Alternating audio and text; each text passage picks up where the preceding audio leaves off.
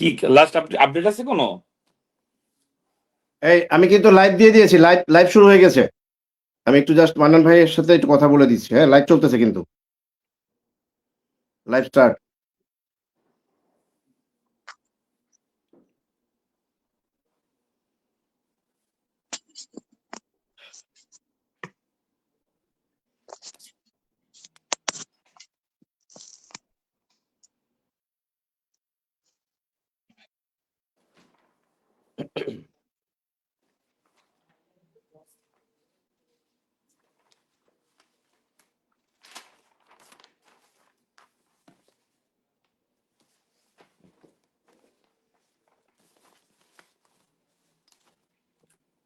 ভাই এটা হচ্ছে না, অনেক ইয়াতে বসে গেছে তো, অনেক মানুষ। একটু একটু যদি ভাই, মানে যেহেতু এটা ওনার জন্য একটা বিব্রতকর, আমাদের জন্য বিব্রতকর। উনি জাস্ট 1 মিনিট একটু কথা বলবে আর কি, যে আমার পক্ষে আমার প্রতিনিধি কাজ করবে, যেহেতু আমার কালকে প্রোগ্রাম আছে, আরো 4টা প্রোগ্রাম আছে। বেশি না, 30 সেকেন্ড কথা বললে হবে।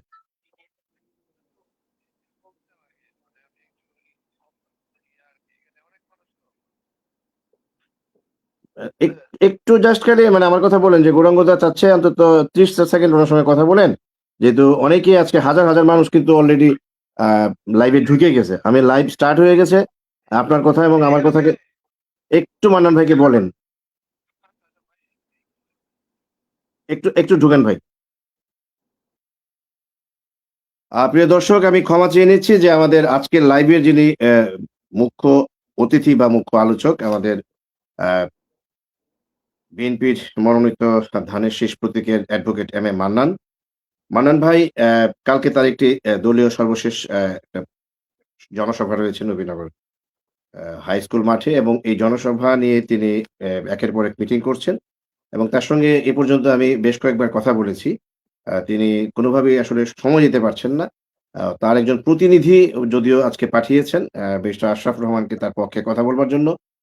তারপরেও আমরা চাচ্ছি যে সরাসরি অন্তত মান্নান ভাই সূচনাতে অন্তত ২ মিনিট বা ৫ মিনিট কথা বলে আজকের এই অনুষ্ঠানটার অন্তত যে মানুষের যে বিশাল প্রত্যাশা, যে মান্নান ভাই নবীনগরের কথার জনতার মুখোমুখি এই অনুষ্ঠানটিতে তিনি তার পরিকল্পনার অন্তত ২-৪ টি কথা বলবেন।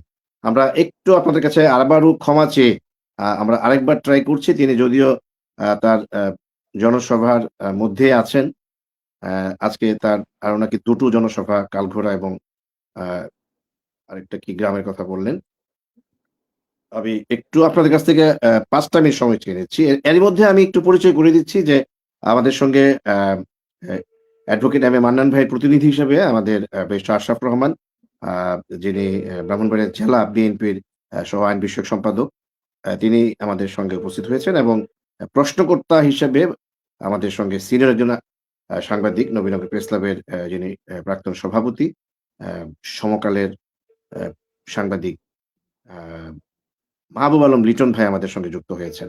আমরা আশা করছি যে মান্নান ভাইকে একটু কথা বলিয়ে আমরা তার প্রতিনিধি যিনি আছেন ব্যারিস্টার আশরাফ রহমান, তার কাছে আমরা যাব। কিন্তু অন্তত ২ টা মিনিট মান্নান ভাই কথা, একটু কিছুক্ষণ আগে আমার সঙ্গে উনি বেশ কয়েকবার কথা বলেছেন। তার আগামীকালের জনসভা নিয়ে তিনি খুব ব্যস্ত আছেন, এবং কিছুক্ষণ আগে সম্ভবত পূর্বাঞ্চলের ২ টো জনসভা শেষ করেছেন। আমরা তিনি যদিও ব্যারিস্টার আশরাফ রহমানের সাথে কথা বলেছেন, আমার সঙ্গে একাধিকবার কথা বলেছেন। কিন্তু আমরা চাচ্ছি যে তার ২ টা মিনিট বক্তব্য দিয়ে অনুষ্ঠানটা শুরু করতে আরকি। কারণ আপনারা জানেন যে আমরা এই বিশেষ ভার্চুয়াল এই যে জনতার মুখোমুখি শিরোনামের টক শো, সেটিতে আমরা ইতিমধ্যে ৩ জন এমপি প্রার্থীকে কিন্তু আ ৩ টি অনুষ্ঠান আমরা শেষ করেছি। আজকে শেষ পর্ব, এবং আমরা উনার সঙ্গে একাধিকবার কথা বলে আজকের ডেটটি আমরা নির্ধারণ করেছি, এবং তিনিও আমাদের খুব সানন্দেই রাজি হয়েছিলেন যে ৮ তারিখ আমি অপু তোমার টক শোতে থাকব। কিন্তু আগামীকাল ৯ আ ফেব্রুয়ারি নবীনগর সরকারি পাইলট উচ্চ বিদ্যালয় মাঠে তার দুপুরের পর একটি সর্বশেষ নির্বাচনী জনসভা রয়েছেন। সেটি নিয়ে তিনি খুবই ব্যস্ত আছেন। তার কর্মীদের সঙ্গে, নেতাদের সঙ্গে একের পর এক বৈঠক করছেন কালকের জনসভা নিয়ে। হ্যাঁ, মান্নান ভাই ফোন দিয়েছেন, আমি একটু কথা বলছি। জি, সালাম আলাইকুম। ভাই এটা হচ্ছে না, একটু ব্যস্ত তো, বেস্ট আশরাফি ফুল রিপ্রেজেন্ট করবে আর কি, আমরা এটা অনুরোধ করি। মানে মান্নান ভাইয়ের পক্ষে ব্যারিস্টার আশরাফ রহমান, হ্যাঁ, অনুষ্ঠান অনুষ্ঠানে আজকে মানে তার পক্ষে কথা বলবে। হ্যাঁ, হ্যাঁ, আচ্ছা, এর মধ্যে আমরা শুরু করি। যদি মান্নান ভাইয়ের মিটিং শেষ হয়, আপনি অবশ্যই 5 মিনিটের জন্য হলেও ওনাকে একটু, যেহেতু আমরা ঘন্টাখানেক থাকবো, উনি যেন শেষের দিকে হলেও যুক্ত হয়ে তার অন্তত কিছু কথা বলেন আর কি। ওইটা আমি দেখবো আর কি। শিওর, হ্যাঁ, এটা আমার মনে হয় হলে ওনার জন্য ভালো হয়, আমাদের জন্য ভালো হয়। কারণ যেহেতু 3 জন প্রার্থী কথা বলেছেন, ওনার কথাও আসলে শুনতে, এবং বহু সংখ্যক মানুষ, ইতিমধ্যে প্রচুর সংখ্যক মানুষ যুক্ত হয়েছেন আমাদের লাইভে। প্লিজ আপনি শেষের দিকে হলে একটু যুক্ত করে দিবেন আমাদেরকে। আচ্ছা, আচ্ছা, শিওর, শিওর। আপনার নামটা যেন কি? আমার নাম হচ্ছে অমিত হাসান রবি, আমি চাপু ডাকি আর কি। আচ্ছা, অমিত ভাই, তাহলে আপনি আপনি একটু বলবেন যে বেস্টার আশরাফ রহমান এবং আমাদের প্রেস ক্লাবের সাবেক সভাপতি মাহবুব আলম লিটন অনুষ্ঠানে যুক্ত হয়েছেন। আর আমরা ঘন্টাখানেক থাকবো, তিনি যেন মাঝামাঝি কিংবা শেষের দিকগুলো যুক্ত হন আর কি। আচ্ছা, ঠিক আছে। ওকে অমিত ভাই, ভালো থাকেন। তাহলে আমরা মান্নান ভাইয়ের পক্ষে বেস্টার আশরাফ রহমানকে আজকে মূল আলোচক হিসেবে ধরে নিয়ে আমরা অনুষ্ঠানটা শুরু করছি। থ্যাংক ইউ অমিত ভাই, ভালো থাকেন।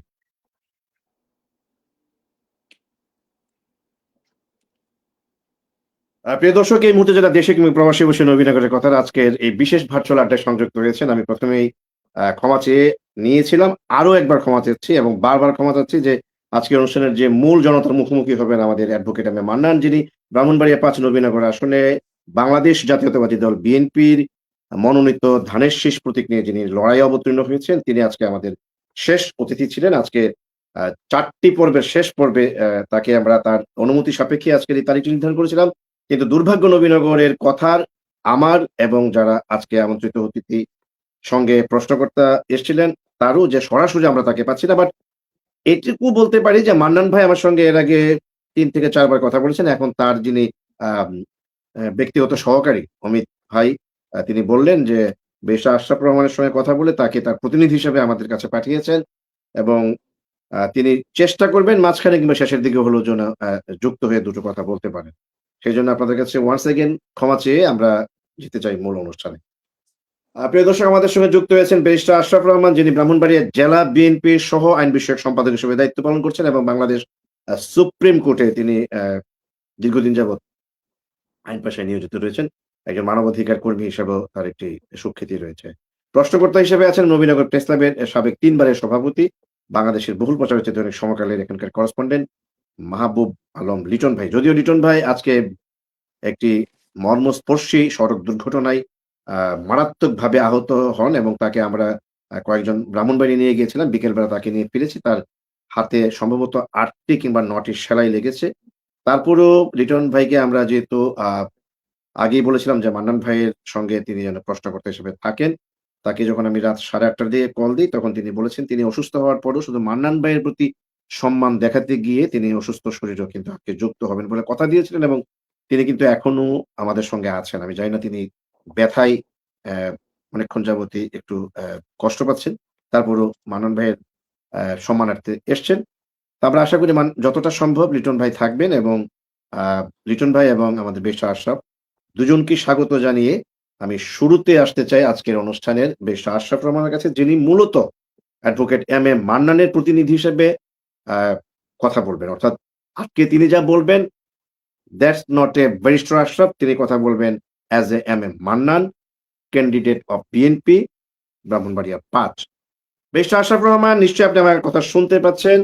নবীনগরের কথায় আপনি বহুবার এসছেন এবং বহু জননন্দিত টক শোর আপনিও একজন সফল সঞ্চালক ছিলেন। এবং আপনি যখন কথা বলেন তখন কথা শুনতে ইচ্ছা করে। আমার মনে হয় আজকের টক শোটি বেশ প্রাণবন্ত হবে যখন একজন সিনিয়র সাংবাদিক ও প্রশ্নকর্তা হিসেবে যুক্ত হয়েছে।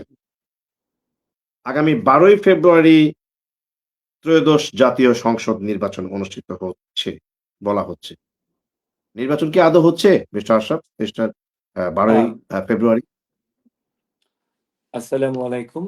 নবীনগরের কথার সকল দর্শক যারা আছেন, যারা এই মুহূর্তে লাইভ দেখছেন এবং পরবর্তীতে যারা দেখবেন, এবং আমার প্রিয় নবীনগরবাসী সবাইকে আসসালামু আলাইকুম। নির্বাচন মাত্র আর ৩ দিন বাকি আছে। সকল প্রস্তুতি সরকারিভাবে ইলেকশন কমিশন সম্পন্ন করেছে। প্রার্থীরাও সবাই প্রস্তুত। ইনশাল্লাহ নির্বাচন হতে কোনো বাধা নেই। আমরা প্রত্যাশা করছি আগামী ১২ তারিখ জনগণ ভোট দিবে, নির্ভয়ে নির্বিঘ্নে ভোট কেন্দ্রে যাবে এবং ভোটের মাধ্যমে একটি নতুন বাংলাদেশ সৃষ্টি করবে। তার মানে নির্বাচনটা হচ্ছে। 12ই ফেব্রুয়ারি আমরা নির্বাচন দেখছি না হচ্ছে, তাহলে আমরা ধরে নিতে পারি। আচ্ছা, এর সঙ্গে ইনশাল্লাহ না ছোট্ট হলে। করে একটা সম্পর্ক যদি করি আরকি। নির্বাচন যেহেতু হচ্ছে মানে হবেই। কিন্তু মাঝে, মাঝে গণমাধ্যমে শিরোনাম হয় শঙ্কার ইলেকশন, আশঙ্কা হচ্ছে হবে না। এরই মধ্যে কিছু দুর্ঘটনা ঘটেছে। কিছুদিন আগে হাদির মানে পরশুদিন হাদির বিচারের বিষয় নিয়ে যেরকম ঢাকা অস্থির হয়েছিল, গতকাল আবার সেনা সদস্যরা প্রায় ২১ জন সাংবাদিককে ধরে নিয়ে গিয়েছিল। এই যে নানান ভুল বোঝাবুঝির ব্যাখ্যা যদিও দেয়া হয়েছে, কিন্তু এই সমস্ত ঘটনাগুলি কিন্তু নির্বাচনের শঙ্কাটাকে বারবার আমাদের চোখের সামনে মানে দেখা দিচ্ছিল। যে কারণে আসলে এই প্রশ্নটা শুরুতেই করা। আমাদের সাধারণত ১ম প্রশ্ন থাকে যে কেন এম এ মান্নান এমপি প্রার্থী হলেন এবং নবীনগরকে নিয়ে মান্নান ভাইয়ের কি পরিকল্পনা? আমি জানি না আপনি এই প্রশ্নগুলোর উত্তর দিতে পারবেন কতটা। তবে আমি শুধু আপনাকে বলতে পারি, আমি খেয়াল করেছি যে আপনি আ মান্নান ভাইয়ের সঙ্গে বেশ কিছু এলাকা ঘুরেছেন। সেক্ষেত্রে যদি আমি আপনাকে প্রশ্ন করি যে, মান্নান ভাই যদি জনগণের ভোটে আগামী ১২ই ফেব্রুয়ারি নির্বাচিত হতে পারেন, পার্লামেন্টে আমাদের প্রতিনিধি হিসেবে যুক্ত হতে পারেন, সেক্ষেত্রে আপনি যতটা ঘুরেছেন যে সমস্ত এলাকায়, আপনার কাছে সবচেয়ে বেশি সমস্যা কোনগুলি মনে হয়েছে? যে আগামী ১২ই ফেব্রুয়ারি নির্বাচনে মান্নান ভাই যখন এমপি যদি হয়ে যান, তাহলে আমার মনে হয় এই কাজগুলোতে সবচেয়ে বেশি অগ্রাধিকার দেওয়া উচিত, যেগুলি গত ৫৪ বছরও হয়নি। অর্থাৎ মূল কোন সমস্যাগুলি আপনার চোখে পড়েছে? যদি মান্নান ভাইয়ের পক্ষে আপনি সেগুলি হুম। সুস্পষ্টভাবে তুলে ধরেন। ধন্যবাদ গৌরাঙ্গদা অপুদা আমাকে এখানে আমন্ত্রণ জানার জন্য এবং প্রশ্নটি করার জন্য। ১ম এ আমি বলতে চাচ্ছি যে অ্যাডভোকেট আব্দুল মান্নান উনি কেন এমপি প্রার্থী হয়েছেন? দেখেন, আমাদের যে ২৪ এর গণ-অভ্যুত্থানের পরে যে নতুন বাংলাদেশের স্বপ্ন দেখছে আমাদের তরুণ প্রজন্ম, এখানে কিন্তু আমরা আগের যে প্রেক্ষাপট ছিল যে শুধুমাত্র নেতার ছেলে নেতা হবে, মন্ত্রীর ছেলে এমপি হবে, এ প্রেক্ষাপট থেকে কিন্তু বের হয়ে আসতে হবে। এখন রাজনীতিতে এমন রাজনীতি করতে হবে যেখানে সকলের অংশগ্রহণ থাকতে পারে। তার মানে আমি বলতে চাচ্ছি, আমরা নতুন বাংলাদেশ জুলাই পরবর্তী একজন কৃষকের ছেলেও যেন এমপি হতে পারে, একজন সাধারণ ঘর থেকে উঠে আসা ছেলেও যেন এমপি হতে পারে, সেটা কিন্তু আমরা প্রত্যাশা সবার থাকে। কারণ আপনারা দেখবেন আমাদের নবীনগরে বিগত ইলেকশনগুলোতে এমনও হয়েছে যে অনেক বড়, বড় ব্যবসায়ীরা চলে এসেছে, যাদের তৃণমূলের সাথে কোনো কনট্যাক্ট ছিল না। তো আমাদের এইবার যদি আমাদের বিএনপির চেয়ারপারসন জনাব তারেক রহমান এমন একজন ব্যক্তিকে নির্ধারণ করেছেন এমপি মনোনীত বিএনপির ধানের শীষ প্রতীকে, যিনি একদম তৃণমূল থেকে উঠে এসেছেন।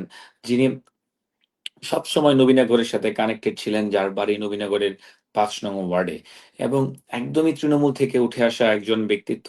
এ ধরনের ব্যক্তিত্বকে যখন আ নমিনেশন দেয়া হয়, তখন যারা রাজনীতির সাথে সম্পৃক্ত যারা, তাদের কিন্তু একটা মেসেজ যায় যে, "I have a hope."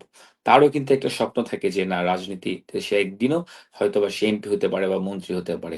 কিন্তু এটাই নতুন বাংলাদেশ। শুধুমাত্র নেতার ছেলে নেতা হবে, মন্ত্রীর ছেলে মন্ত্রী হবে, এই রাজনীতি বাংলাদেশ থেকে এখন চলে গিয়েছে। তাই আমি সাধুবাদ জানাই জনাব আ তারেক রহমানকে এবং তারেক রহমানের এই সিদ্ধান্ত শুধু ব্রাহ্মণবাড়িয়ায় না, সারা বাংলাদেশে প্রশংসা কুড়িয়েছে। কারণ মান্নান সাহেবকে নমিনেশন দেওয়ার মাধ্যমে। কারণ মান্নান সাহেব এমন একজন ব্যক্তিত্ব, উনি তৃণমূল থেকে যেমন উঠে আসা ব্যক্তিত্ব, তেমনি তিনি শতভাগ সৎ এবং দুর্নীতিমুক্ত ব্যক্তিত্ব। এ ধরনের নেতৃত্বই আমরা নতুন প্রজন্ম, তরুণ প্রজন্ম এবং জুলাইয়ের যে স্পিরিট ২৪ এর গণঅভ্যুত্থান, এই ধরনের নেতৃত্বকেই আ প্রত্যাশা করে। আপনি আমাকে যে প্রশ্ন করেছেন, আমি অনেক জায়গায় ঘুরেছি।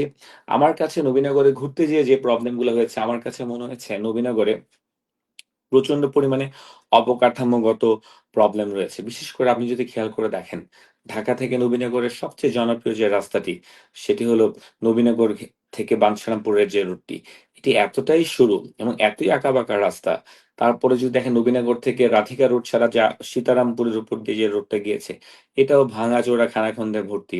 আশুগঞ্জের সাথে রাস্তাটা এখনো হয়নি। নবীনগরের সাথে কিন্তু ঢাকার যে সংযোগ, সেটাতে আ এখনো উন্নয়ন হয়নি। এই এই রাস্তাঘাটগুলো নির্মাণ করা খুবই প্রয়োজন। আ বিভিন্ন এলাকায় কানেক্টিং যে রোডগুলো আছে, সেই রোডগুলাকে নির্মাণ করতে হবে।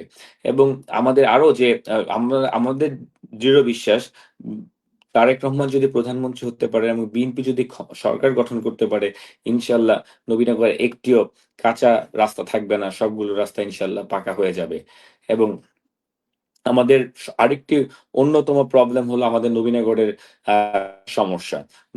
প্রচন্ড বেকার রয়েছে। আর এই বেকার সমস্যাগুলোকে সমাধান করতে হবে। এর জন্য আপনি আমাদের জানেন, আমাদের বিএনপির চেয়ারম্যান তারেক রহমান উনি উনার নির্বাচনের প্রতিশ্রুতি দিয়েছে, বিএনপি যদি সরকার গঠন করতে পারে প্রথম 18 মাসে 1 কোটি লোককে কর্মসংস্থানের ব্যবস্থা করবে। এছাড়াও যে আমরা আমাদের মূল কথা হলো দেখেন, আমরা বিশ্বাস করি মান্নান সাহেব হবেন জনতার নেতা। আমরা বিশ্বাস করি মান্নান সাহেব হবে জনগণের বন্ধু, জনগণের সেবক। উনি সবসময় জনগণের সাথে থাকবেন। উনি সবসময় সুশীল সমাজ, নবীনগরের যারা সাংবাদিক মহল আছে, নবীনগরের যারা সাধারণ যত মানুষ আছে সকল শ্রেণীর মানুষকে সমন্বয় করে তাদের সাথে পরামর্শ করে নবীনগরের সমস্যাগুলো, যে সমস্যা আছে সেই সমস্যাগুলো সমাধান করবে ইনশাল্লাহ। তার মানে আপনি একাধিকবার বলেছেন যে বিএনপির প্রার্থী অ্যাডভোকেট মান্নানই হচ্ছেন আগামী দিনের নবীনগরের এমপি। এতটা কনফিডেন্টলি আপনি কিভাবে বলছেন যখন একটি শক্ত প্রার্থী রয়েছে আপনাদের দলেরই সদ্য বহিষ্কৃত জেলা বিএনপির অর্থনীতি বিষয়ক সম্পাদক, সাবেক ৪ বারের সাংসদ কাজী মোহাম্মদ আনোয়ার হোসেনের সন্তান কাজী তাপস মানে নাজমুল হোসেন তাপস, যাকে বিদ্রোহী বা স্বতন্ত্র প্রার্থী হিসেবে চিহ্নিত করা হচ্ছে এবং বলা হচ্ছে যে চতুর্মুখী, ত্রিমুখী কিংবা দ্বিমুখী যেটি বলা হচ্ছে, তার মধ্যে যদিও কেউ বলছেন যে ত্রিমুখী নির্বাচন হবে, কেউ বলছেন চারমুখী, কিন্তু বেশিরভাগ বলছেন যে দ্বিমুখী নির্বাচন হবে এবং দ্বিমুখীর মধ্যে এই ধানের শীষের সঙ্গে কিন্তু ফুটবলের যিনি বিদ্রোহী প্রার্থী কাজী নাজমুল হোসেন তাপসকেই রাখা হচ্ছে। এবং অনেকেই বলছেন যে যারা তাপসের অনুসারী কিংবা পর্যবেক্ষক যাদেরকে বলা হয়, শেষ মুহূর্তে হয়তোবা আ ফুটবল প্রতীকী আ শেষ হাসিটুকু হাসবে। এরকম মন্তব্যকে আপনি কিভাবে দেখবেন? আমি তো এই ধরনের মন্তব্যে বিশ্বাস করি না। কারণ আমরা যেখানেই যাচ্ছি আপনি দেখবেন অ্যাডভোকেট আব্দুল মান্নান উনি যেখানেই যাচ্ছে সেখানেই আ জনগণের স্রোত সৃষ্টি হচ্ছে। জনগণের বাঁধ ভাঙা উল্লাস উনাকে দেখে। কারণ নবীনগরে সারা নবীনগর নয়, আমি বলেছি সারা ব্রাহ্মণবাড়িয়া জুড়ে সবাই জানে যে একজন মান্নান সাহেব একজন শতভাগ সৎ এবং দুর্নীতিমুক্ত মানুষ। যাকে দুর্নীতি কখনো গ্রাস করতে পারেনি। তাই দুর্নীতি তাকে ছুঁতেও পারেনি। তো যেখানেই যাচ্ছে জনগণের এত উল্লাস, এত সমর্থন যা দেখে আমরা আশাবাদী হতেই পারি। আমরা দৃঢ়ভাবে আশাবাদী আর জনগণ আমাদের সাথে আছে। জনগণ ধানের শীষকে ভোট দিবেন। ধানের শীষ একটি আবেগের জায়গা, একটা আবেগের প্রতীক। আপনি যদি বিশেষ করে দেখেন আমাদের দেশনেত্রী বেগম খালেদা জিয়া বিগত কিছুদিন আগেই উনি ইন্তেকাল করেছেন। উনার জন্য সারা দেশবাসী দল নির্বিশেষে সকলেই উনার জন্য কতটা শোক প্রকাশ করেছেন এবং পুরা জাতি স্তব্ধ। উনার মার্কা, উনার প্রতীক ধানের শীষ।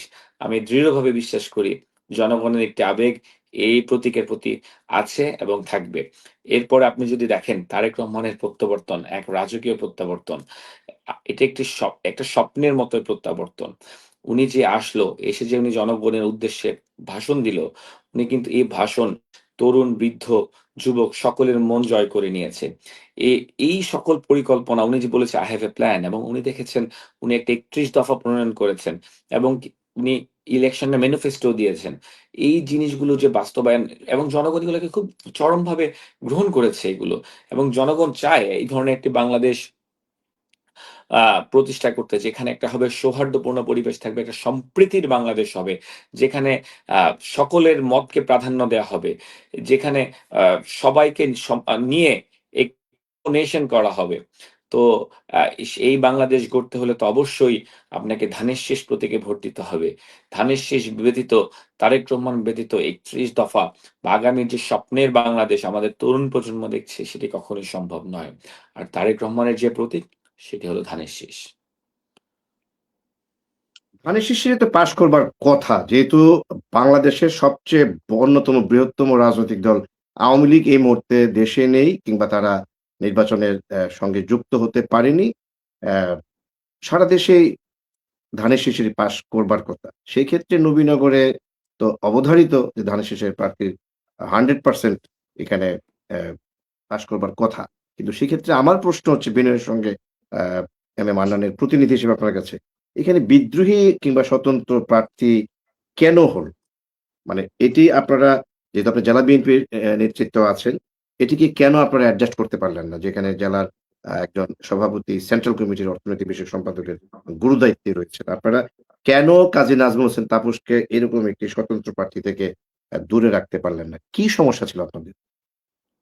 এটি আমাদের জন্য, আমরা যারা রাজনীতি করি আমাদের জন্য অত্যন্ত দুঃখজনক যে আমি নিজেও জানি না উনি কি কারণে ইলেকশন করেছেন।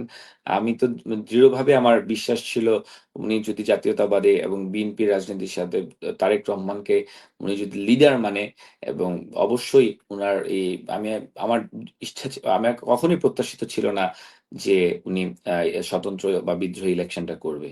এটা আমাদের জন্য অ্যাকচুয়ালি অপ্রত্যাশিত একটা ব্যাপার। এখন ইলেকশন তো যার যার চয়েস। এটা ওনাকে আপনি যদি জিজ্ঞেস করতেন যে আপনি ধানের শীষ করে, আপনি ধানের শীষের সকল প্রোগ্রাম করে, আপনি ধানের শীষের সকল সুবিধা নিয়ে আপনি কেন ধানের শীষের বাইরে বা বিদ্রোহী ইলেকশন করছেন, আমার মনে হয় সেটাই যথোপযুক্ত হতো যদি আপনি প্রশ্নটি উনাকে করতেন। কারণ I am not the right person, because he has taken his decision. উনি উনার নিজের সিদ্ধান্ত নিয়েছেন। উনি একজন ম্যাচিওর পারসন। আপনি উনাকে জিজ্ঞেস করলে আমি মনে করি প্রশ্নটি যথার্থ হতো এবং উনি এটা সঠিক উত্তর দিত। কিন্তু আমাদের কাছে এটা কখনোই প্রত্যাশিত ছিল না যে উনি ইলেকশন করবে, এবং এটা আমাদের প্রত্যাশিত না। আর আমি যদি ব্যক্তি হিসাবে বলি, আমি তো সবসময়ই চাই যারা ধানের শীষ বিশ্বাস করে, খালেদা জিয়ার রাজনীতি করে, জিয়াউর রহমানের আদর্শে বিশ্বাস করে এবং তারেক রহমানের নেতৃত্বে বিশ্বাস করে, তারা বিএনপির চেয়ারপারসন তারেক রহমানের বাইরে, ধানের শীষের বাইরে তারা দ্বিতীয় চিন্তা করার কোনো সুযোগ নেই। এবং দেশের এই ক্রান্তি লগ্নে যখন দেখলেন এই জুলাইয়ের অভ্যুত্থানের পরে নতুন বাংলাদেশ সৃষ্টির লক্ষ্যে তারেক রহমানের যে প্ল্যান, এবং আমাদের দেশনেত্রী বেগম খালেদা জিয়া কিছুদিন আগে ইন্তেকাল করেছেন, এই দলের এই সময়ে আমাদের কখনোই প্রত্যাশা থাকবে না, ছিল না যে এই ধরনের আমাদের দলীয় প্রধানের সিদ্ধান্তকে কেউ বৃদ্ধাঙ্গুল দেখাবে।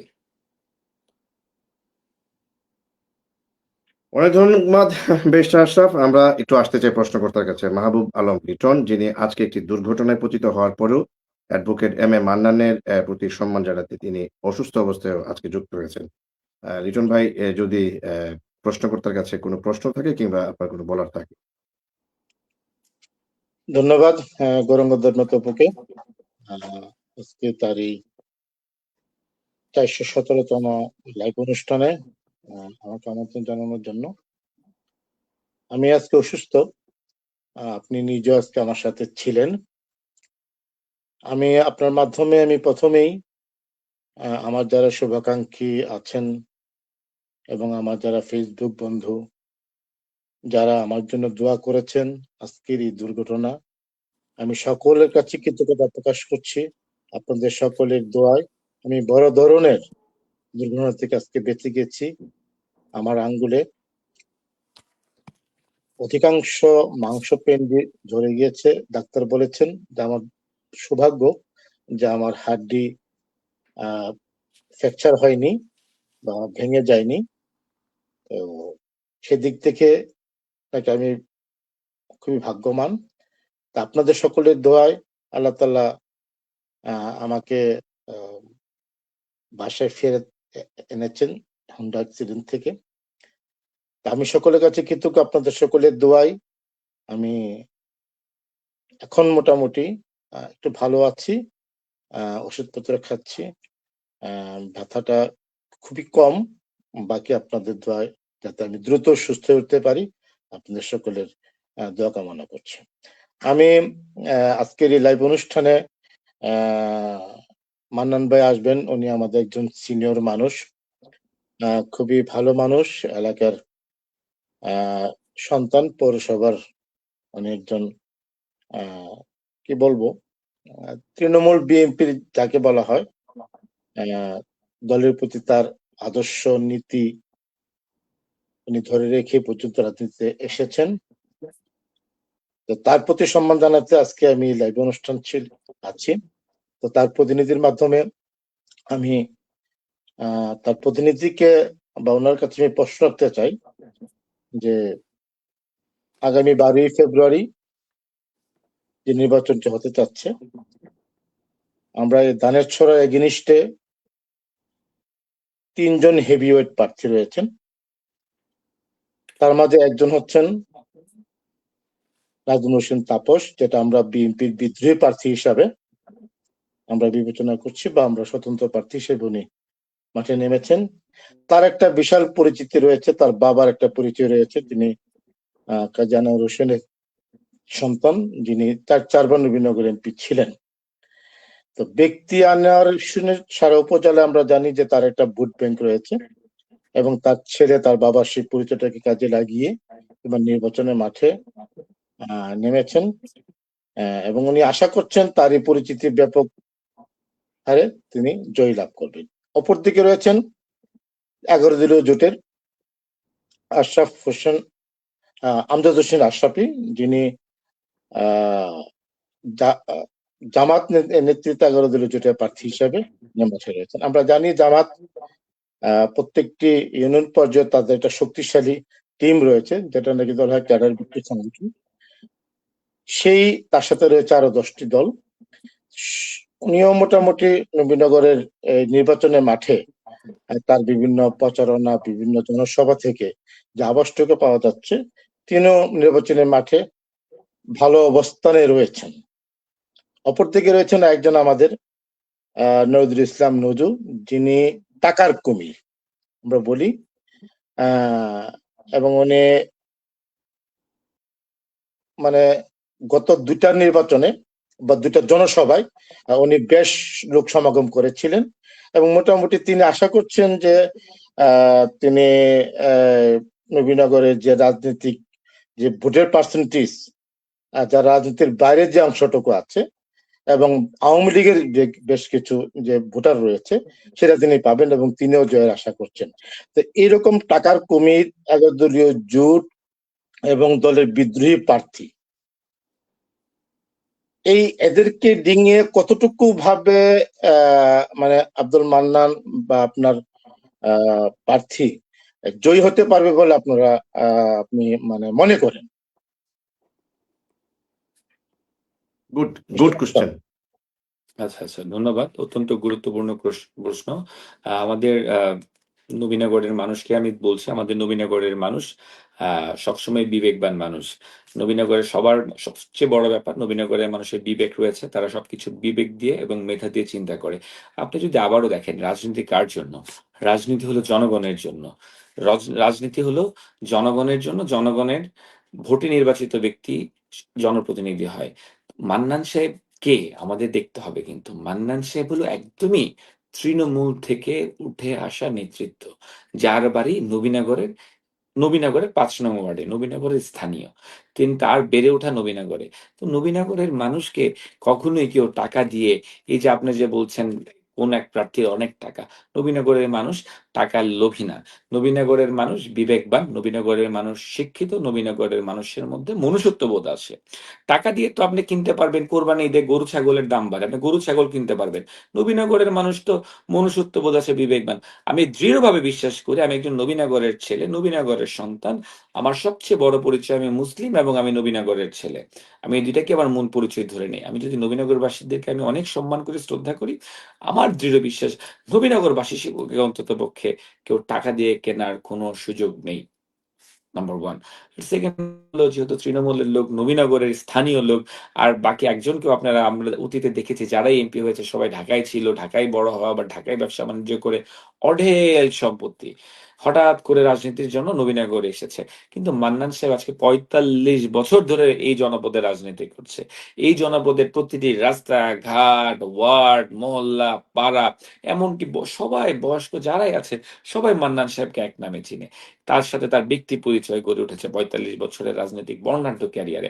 আপনি আমাকে দেখাতে পারবেন নবীনগরে এখন মান্নান এবং তকদির হোসেন জসিম ছাড়া এই নবীনগরে আর কোনো ব্যক্তিকে এত বর্ণাঢ্য রাজনীতি অথবা এত এত বছরের রাজনীতি আছে? আমার দৃঢ় বিশ্বাস আপনি পারবেন না, এবং আমি জনগণকে বলছি কেউ পারবে না। আপনি দেখেন বাকি যারা রাজনীতি করছে, তার সাথে যে 3 জনকে আপনারা প্রতিনিধি বলছেন, তারা কে কয় বছর ধরে রাজনীতি করে? আমি আপনাদের কাছে প্রশ্নকর্তা এবং আমাদের যে হোস্ট, তাদের দুজনের কাছে আমি প্রশ্নটা রেখে গেলাম। বাকি যে 3 জন প্রার্থীকে আপনারা তার প্রার্থী বলছেন, তার মূল প্রতিদ্বন্দ্বী বলছেন, তারা কয় বছর, তাদের রাজনৈতিক ক্যারিয়ার কত বছর? আমি সেই প্রশ্নটি রেখে গেলাম এবং আমার জনগণের কাছে রেখে গেলাম। পক্ষান্তরে আমাদের মান্নান সাহেব হাঁটি হাঁটে পা পা করে আজকে 45 বছর নবীনগরের জনপদে।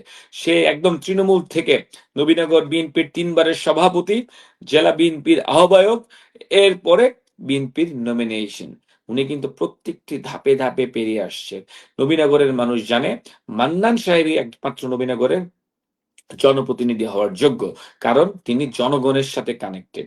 তার শিকড় নবীনগরে, তার বাসা নবীনগরে এবং তিনি এখনো নবীনগরে থাকেন। নবীনগরের মানুষের যেকোনো প্রবলেম হলে আ সবাই মান্নান সাহেবের কাছে যেতে পারে। আর দেখেন মান্নান উনি সবার কাছে মান্নান ভাই হিসেবে পরিচিত বা কেউ চাচা বলে। আমি যেমন উনাকে ব্যক্তিগতভাবে আঙ্কেল বলি। উনি কিন্তু কারো সান না। উনি কিন্তু আমরা আগে দেখছি বিভিন্ন এমপিদেরকে বিভিন্ন সাব সোয়েব বলে। উনার কাছে যেতে কিন্তু কোনো অ্যাপয়েন্টমেন্ট লাগে না। উনার কাছে যেতে কিন্তু কোনো মানে কারো হাত ধরে যেতে হয় না। উনার সবার জন্য উনার উন্মুক্ত এবং উনি যে কাউকে ফোন করলে উনি ফোনে রেসপন্স করেন এবং উনি একদম অত্যন্ত সাদামাটা জীবন বলতে আমরা যা বুঝি উনি তেমনই এক ব্যক্তিত্ব। আরো কেন মান্নান সাহেব এগিয়ে থাকবে আমি বলি। উনি আমার আঙ্কেল, আমি তাই বারবার সাহেব বলছি, কিন্তু উনাকে সবাই ভাই অথবা চাচা বলেই ডাকে। তো আপনি যদি দেখেন আহ আমরা জনগণ প্রত্যাশা করি কি? যে একজন এমপি যে হবে, সে একজন সাধারণ মানুষ হবে, সে গণপরিবহন ইউজ করবে, সে বাংলাদেশের সেবা নিবেন। আমরা যেমন হসপিটালে যে সেবা নেই সেও নেয়। এটাই তো হবে। কিন্তু এখনো দেখেন একমাত্র মান্নান আঙ্কেলই আছে নবীনগরের মধ্যে যে একদমই সাধারণ। এখন আমি তাকে দেখি রিক্সায় চলাফেরা করে। আপনি তাকে দেখবেন ট্রেনে সে রেগুলার চলাফেরা করে। স্পিড বোটে আসা যাওয়া করছে এবং যেকোনো সাধারণ রোগীর মতোই সে হসপিটালে ট্রিটমেন্ট নেয়। তো এ ধরনের লোকজনকে যদি আমরা আ উৎসাহিত না করতে পারি, এই ধরনের লোকজনকে যদি আমরা ইন এ রাজনীতিতে নির্বাচনে যদি ভোট না দেই, এটা আমাদের নবীনগরবাসীর জন্য চরম, চরম, চরম দুর্ভাগ্য হবে। আমরা নবীনগরবাসী অত্যন্ত ভাগ্যবান ভাগ্যবান। কারণ নবীনগরবাসী অ্যাডভোকেট আব্দুল মান্নানের মতো একজন সৎ, নীতিবান এবং দুর্নীতি মুক্ত ব্যক্তি পেয়েছেন। আমি আপনাদেরকে আজকে লাইভের মাধ্যমে চ্যালেঞ্জ ছুড়ে দিলাম। যারা আব্দুল মান্নানকে চিনে তারা জানে মান্নান সাহেবের নামে কেউ বলতে পারবে না একটা দুর্নীতির অভিযোগ। তার নামে নাই কোনো দুর্নীতির অভিযোগ, তার নামে নাই কোনো ব্যাংক লুটের অভিযোগ। তার নামে কারো সম্পত্তি দখলদারি কোনো কিছুতে নাই। তার কাছে কোনো চাঁদাবাজ, কোনো সন্ত্রাসী এসব নাই। আশ্রয় নাই। উনার কাছে উনার আশেপাশে দেখবেন কোনো মাদক কারবারি নাই। কোন চাঁদাবাজ, সন্ত্রাসী, বালু লুটকারী নাই। এবং উনার কাছে নাই কালো টাকা। কালো টাকাকে উনি ঘৃণা করে এবং টাকার প্রতি উনার কোনো লোভ নেই। এখন আপনারা যে আমাকে প্রশ্নটি করলেন যে টাকা খরচ করছে। আরে ভাই আপনি কি সেটা বুঝছেন না? এবং আমাদের দেশের জনগণ কি এবং নবীনগরের ভোটাররা কি সেটা বুঝে না?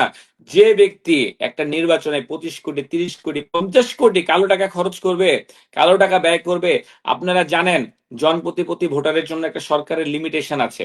সেটা ৫০ লক্ষ বা ৪৫ লক্ষ টাকা ভোটার অনুযায়ী যত ভোটার হয়। সেখানে যদি কেউ ৩০ কোটি ৫০ কোটি টাকা খরচ করছে, তারা তো ইলেকশনটাকে একটা ব্যবসা হিসাবে ধরছে। সে ৫০ কোটি টাকা ব্যয় করে সে চিন্তা করবে আগামী ৫ বছর কিভাবে ৫০০ কোটি টাকা দুর্নীতি করে নিজের পকেট ভারী করা যায়, কিভাবে সেই টাকা বিদেশে পাচার করবে। এ টাকা কার? এ টাকা যে লুট করবে, লুটের টাকা তো আমার, আপনার, আপনার ট্যাক্সের টাকা। আপনার জন্য যে সরকারে বরাদ্দ দিয়েছে রাস্তাঘাট নির্মাণ করার জন্য, ব্রিজ কালভার্ট করার জন্য, আমাদের জন্য যে অনুদান আসবে, বিভিন্ন অনুদান, ভাতা, সেই ভাতার টাকা তারা লুট করে দিবে। তা আপনারা নবীনগরের জনগণ এগুলা সব বুঝে। সুতরাং নবীনগরের জনগণকে দয়া করে এগুলা কেউ বলবেন না। যে নবীনগরের জনগণকে অর্থ দিয়ে কিনতে পারে, ভোট কিনতে পারে, এটা আমি দৃঢ়ভাবে আ আমি কখনোই এটা বিশ্বাস করি না। আমি দৃঢ়ভাবে বিশ্বাস করি নবীনগরের জনগণ অনেক সচেতন এবং অনেক বুদ্ধিমান এবং অনেক, অনেক বেশি আ বিবেকবান। ব্যারিস্টার আশরাফ, আপনি যেভাবে বলছিলেন মান্নান সাহেবের ৪৫ বছরের রাজনৈতিক ক্যারিয়ারের কথা, যে বিএনপির তৃণমূল পর্যায় থেকে তিনি আজকে এই পর্যায়ে এসেছেন এবং ৪৫ বছর যাবৎ বিএনপির রাজনীতিতে ছিলেন, আছেন এবং হয়তো আরো অনেকদিন থাকবেন। কিন্তু এখানে অনেক দর্শকরা বারবার একটি প্রশ্ন করছেন আপনাকে। সেটি হচ্ছে তারা বলছেন যে উনি ২০০৯ থেকে ২০২১ পর্যন্ত আদতে কোথায় ছিলেন সেটি আপনি জেনে জানিয়ে যাবেন। আরেকজন বলছেন মাঠে মূলত এই বিএনপি রাজনীতিতে কে ছিল নবীনগরে, সেটি নবীনগরের বাসী বেশ ভালো করেই জানে। এবং যেটি এই দুটো প্রশ্নের সঙ্গে একটু সম্পর্ক আমি করতে চাই, এটিরও আপনি একটু যদি জবাব দেন মান্নান ভাইয়ের পক্ষে। সেটি হচ্ছে যে ব্যারিস্টার আ আ আশরাফ, আমাদের তাপস সাহেবের যারা অনুসারী বা তাপস সাহেবেরকে নিয়ে যারা রাজনীতিটা করছেন, তারাও তো বিএনপির, যদিও তারা অনেকে আজকে বহিষ্কৃত হয়েছে। তারা বলতে চাচ্ছেন যে বিগত ১৭ বছর আওয়ামী লীগের যে দুঃশাসনের কথা বলা হয়, জেল, হুলিয়া, মামলায় পর্যদস্ত ছিল বিএনপির প্রতিটি নেতাকর্মী। তারা মূলত মাঠে ছিল এবং তারা মূলত তাপস সাহেবের নেতৃত্বে তারা এখানে ছিল। আর মান্নান ভাই মূলত রাজনীতিটা নাকি করেছেন জেলা বিএনপির কনভেনর হিসেবে, সেটা জেলা সদরে। নবীনগরের সঙ্গে তার তেমন একটা যোগাযোগ ছিল না। এমন একটি অভিযোগ তারা প্রায়ই বক্তৃতায়ও বলেন, ফেসবুকে লিখেন, আজকেও সেটি লেখা হচ্ছে। এ বিষয়ে আপনার কিছু বলার আছে কি? আমার বলার আছে। আমার যেটা বলে আপনি যারা বললেন তারাও বিএনপি। আমিও দৃঢ়ভাবে বিশ্বাস করি তারাও যদি বিএনপি তারাও বিএনপি। তারা ভূমিকাও ছিল। আমি তাদেরকে অনুরোধ করব যারা এইসব এখন দাবি করছে তাদেরকে বলব খালেদা জিয়ার কিছুদিন আগে ইন্তেকাল করেছেন এবং তারেক রহমান এবং খালেদা জিয়ার দলীয় যে প্রোটোকল আছে, আমাদের দলের আ যে চেয়ারম্যান উনার নির্দেশনা অনুযায়ী আপনারা সবাই ধানের শীষের পক্ষে কাজ করার জন্য আমি আহ্বান জানাচ্ছি। আপনারা তো যদি বিএনপি করে থাকেন অবশ্যই আপনারা জিয়াউর রহমানের আদর্শকে ধারণ করেন। আপনারা খালেদা জিয়ার রাজনীতি করেছেন। আপনারা তারেক রহমানের নেতৃত্বে আমাদের মূল নেতা কিন্তু বুঝতে হবে আমরা যারা বিএনপি করি আমাদের মূল নেতা কিন্তু তারেক রহমান। আমাদের সেই তারেক রহমানের একজন প্রতিনিধি ব্রাহ্মণবাড়িয়া ৫ এর জন্য মান্নান সাহেব। কিন্তু আমাদের কিন্তু নেতা তারেক রহমান। আমরা কিন্তু তারেক রহমানের নেতৃত্বকে কখনোই আমরা মানে অবজ্ঞা করতে পারব না। আমাদের তারেক রহমান যদি আমরা বিএনপি করে থাকি, আমরা যদি বিএনপিকে দাবি করে থাকি, আমাদের অবশ্যই তারেক রহমানকে আ আ মানতে হবে। আচ্ছা আমি আরেকটি প্রশ্ন করতে চাই যারা আমাদের এইসব প্রশ্ন করার যে উনি ছিল না। আপনারা তো চান সবাই তাই না যে তারেক রহমান প্রধানমন্ত্রী হোক। যদি তারেক রহমান প্রধানমন্ত্রী হোক তাহলে তো তারেক রহমানকে ভোট দিতে হবে। প্রধানমন্ত্রী নির্বাচিত করতে হলে। তারেক রহমানকে প্রধানমন্ত্রী নির্বাচিত করতে হলে কোন মার্কায় ভোট দিতে হবে আপনাকে? আমি আপনাদের কাছে প্রশ্ন রাখলাম। আমি এই প্রশ্নটি আবার করছি। তারেক রহমানকে প্রধানমন্ত্রী নির্বাচিত করতে হলে কোন মার্কায় ভোট দিতে হবে? তারেক রহমানের মার্কাটা কি? অবশ্যই ধানের শীষ। ৩০০ আসনের মধ্যে তো ১৫১টি আসন জিততে হবে। তাহলে তারেক রহমান প্রধানমন্ত্রী হতে পারবে। আপনারা যদি আজকে আব্দুল মান্নানকে হারিয়ে দিতে চান, এমন যদি আরো ৭১টি আসনে বিদ্রোহী প্রার্থী আছে, শুধু ৭১টি আসনে যদি বিদ্রোহী প্রার্থীরা জয়লাভ করে, ওইদিকে ১১ দলীয় জোট আছে, তারা যদি কিছু আসনে জয়লাভ করে, জাতীয় পার্টি আছে, তারাও যদি কিছু জয়লাভ করে, তাহলে তারা কোনো প্রধানমন্ত্রী হতে পারবে না। আমরা জানি ছোট ছোট বালুকণার থেকে কিন্তু অনেক বড় কিছু গড়ে ওঠে। তাহলে তারেক রহমানকে যদি প্রধানমন্ত্রী বানাতে চান, অবশ্যই ধানের শীষে ভোট দিতে হবে আপনাদেরকে। আমি আপনাদের কাছে অনুরোধ করব, আপনারা বিএনপি করেন, আসেন আমরা সবাই একসাথে রাজনীতি করি।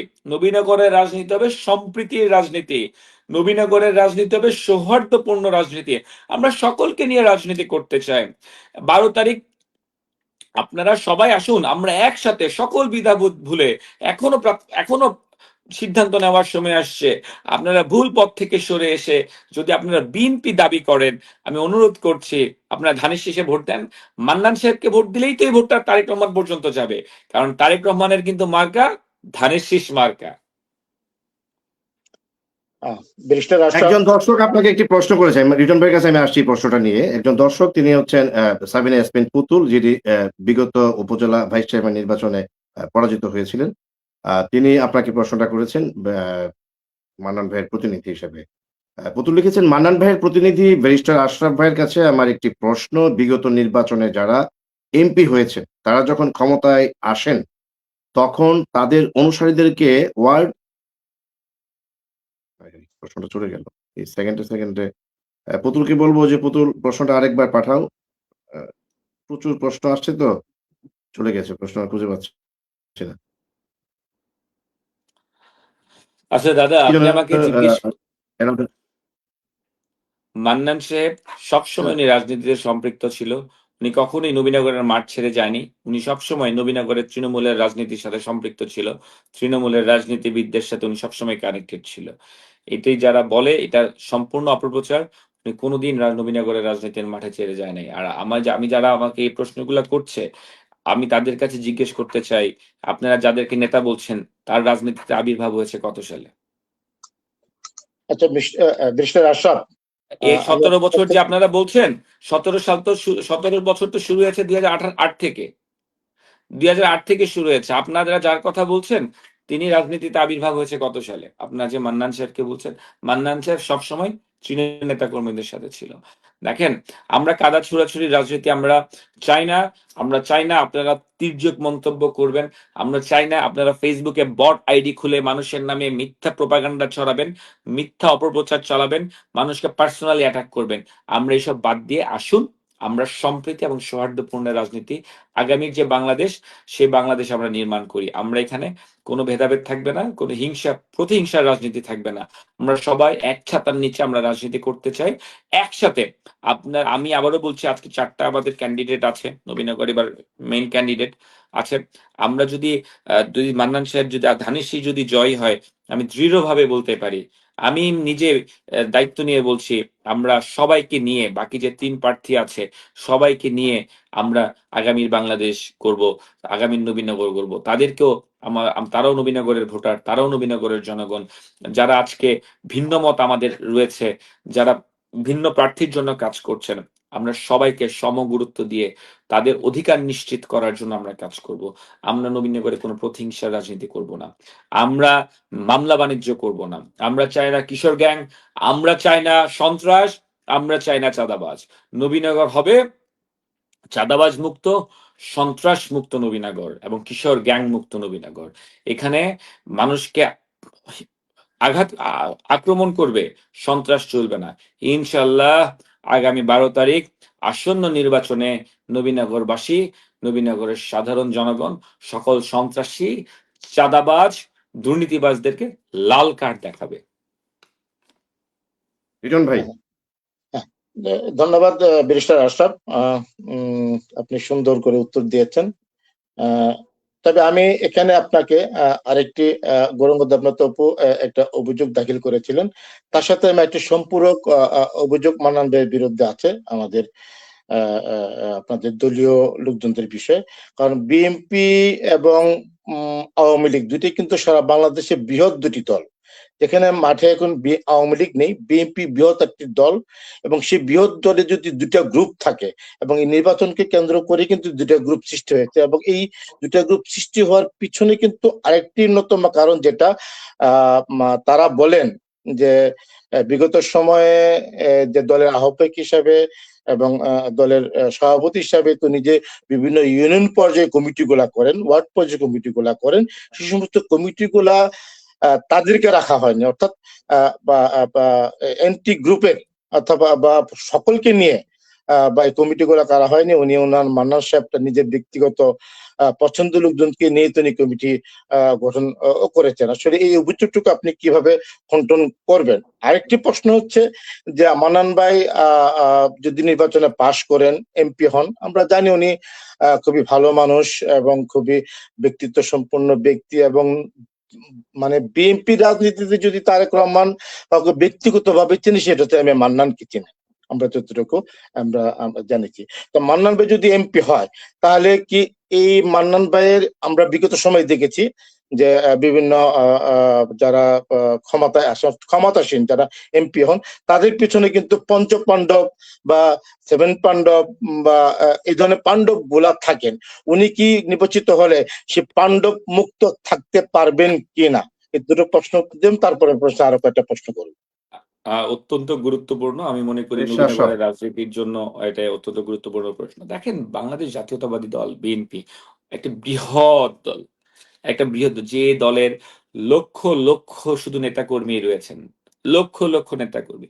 এখন এই ইউনিয়ন কমিটিগুলো করতে যে অনেকেই সবাই রাজনীতিকে ভালোবাসে, রাজনীতিতে আপস এন্ড ডাউন থাকবে, একবার নেতৃত্ব আসবে, আবার হয়তোবা নেতৃত্ব পরিবর্তন হবে, এটাই কিন্তু স্বাভাবিক, তাই না? আপনার দেখেন, আপনার সবাই নিজেকে যোগ্য মনে করে, যারা নেতা নির্ধারণ করেছেন তার কাছে হয়তোবা আরেকজনকে যোগ্য মনে হয়েছে। ভুল ত্রুটির ঊর্ধ্বে তো পৃথিবীতে কেউ না। আমাদের ওনার যথাসাধ্য চেষ্টা করেছে সভাপতি, সেক্রেটারি এই কমিটিগুলোকে দেওয়ার জন্য। যদি এটা এখন আমি যারা কমিটিতে আছেন তাদেরকে বলবো, আপনারা কোনো মন খারাপ না করে, অন্তকন্দন না দেখে, ক্ষুদ্র স্বার্থ ত্যাগ করে বৃহৎ স্বার্থে আমরা ধানের শীষকে বিজয় করতে হবে। কারণ আমরা সবাই জানি ব্যক্তির চেয়ে দল বড়, আর যদি ভালো কিছু অর্জন করতেই হয় আমাদেরকে বৃহৎ স্বার্থে আমাদেরকে কিছুটা ত্যাগ করতে হবে। এই মনোমালিন্য না রেখে আমাদেরকে সবাইকে ঐক্যবদ্ধভাবে হতে হবে। আপনি দেখেন আমাদের যে চেয়ারপারসন উনি তো আমাদের অভিভাবক। আমাদের একটা পরিবারে যখন আমরা কিন্তু সবাই আমাদের বাবা-মাকে শ্রদ্ধা করি। কারণ তারা পরিবারের প্রধান। তেমনিভাবে বিএনপি আমরা মনে করছি বিএনপি একটা লক্ষ কোটি নেতাকর্মীর একটি পরিবার। সেই পরিবারের প্রধানকে বর্তমানে আমাদের বিএনপির চেয়ারপারসন বর্তমানে বিএনপির চেয়ারম্যান জনাব তারেক রহমান। তারেক রহমান বারবার বলেছেন, "আপনারা ঐক্যবদ্ধ হন, আপনারা ঐক্যবদ্ধ থাকেন, ঐক্যবদ্ধ থাকেন।"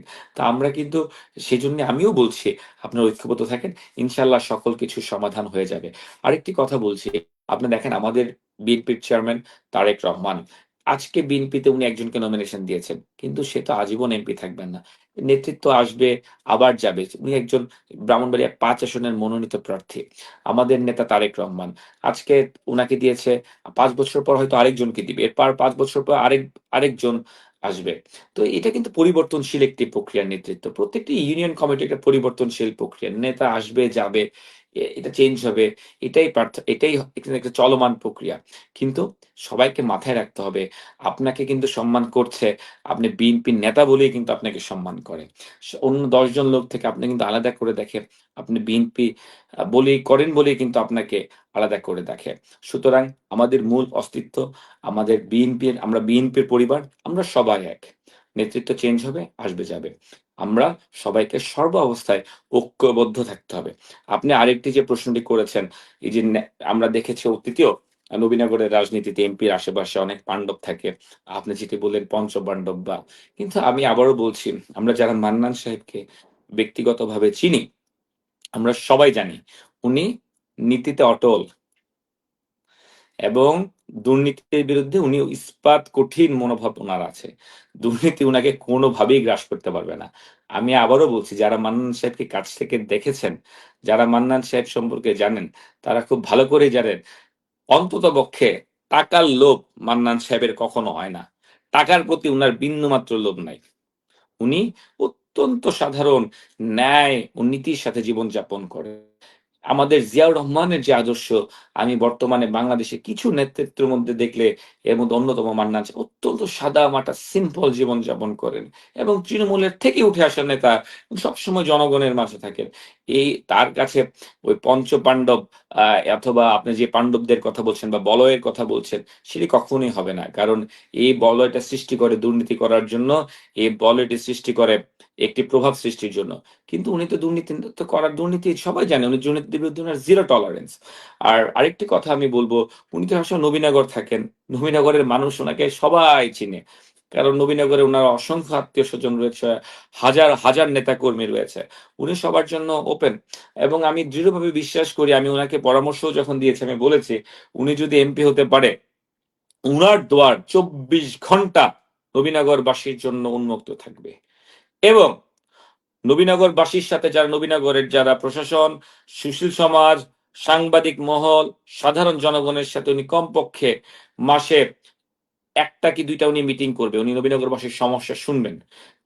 নবীনগরের নাগরিকদের যে সেবা কেন্দ্রগুলো আছে, বিশেষ করে থানা, এসিল্যান্ড অফিস, ইওনো অফিস ও সরকারি যে সেবাদানকারী প্রতিষ্ঠানগুলো আছে, সেগুলোতে যেন হয়রানি বন্ধ করতে পারে বা সহজতর সেবা প্রদান করার জন্য উনি সর্বাত্মক ব্যবস্থা নিবেন। উনি জনগণ থেকে শুনবেন। উনি মত বিনিময় সভা করবেন প্রতি মাসে, মাসে। উনি কিন্তু জনতার নেতা হবেন। আপনি দেখবেন ইন্ডিয়াতে যদি আমরা দেখি মমতা ব্যানার্জি এই ধরনের কিন্তু সবসময় মত বিনিময় সভা করেন, জনগণ থেকে সরাসরি কথা বলেন, শুনেন। আমার দৃঢ় বিশ্বাস মান্নান সাহেব এমনই একজন নেতৃত্ব হবেন, এমনই একজন নেতা হবেন। এবং আমরা বিশেষ করে গুরুত্ব দিতে চাই আমাদের প্রবাসী ভাইদেরকে। আমরা প্রবাসী ভাই, আমাদের যারা রেমিটেন্স যোদ্ধা, আমরা তাদেরকে সর্বোচ্চ অগ্রাধিকার দিতে চাই, সর্বোচ্চ সম্মান দিতে চাই। কারণ নবীনগরের অর্থনীতিতে তারাই সর্বোচ্চ ভূমিকা রাখে।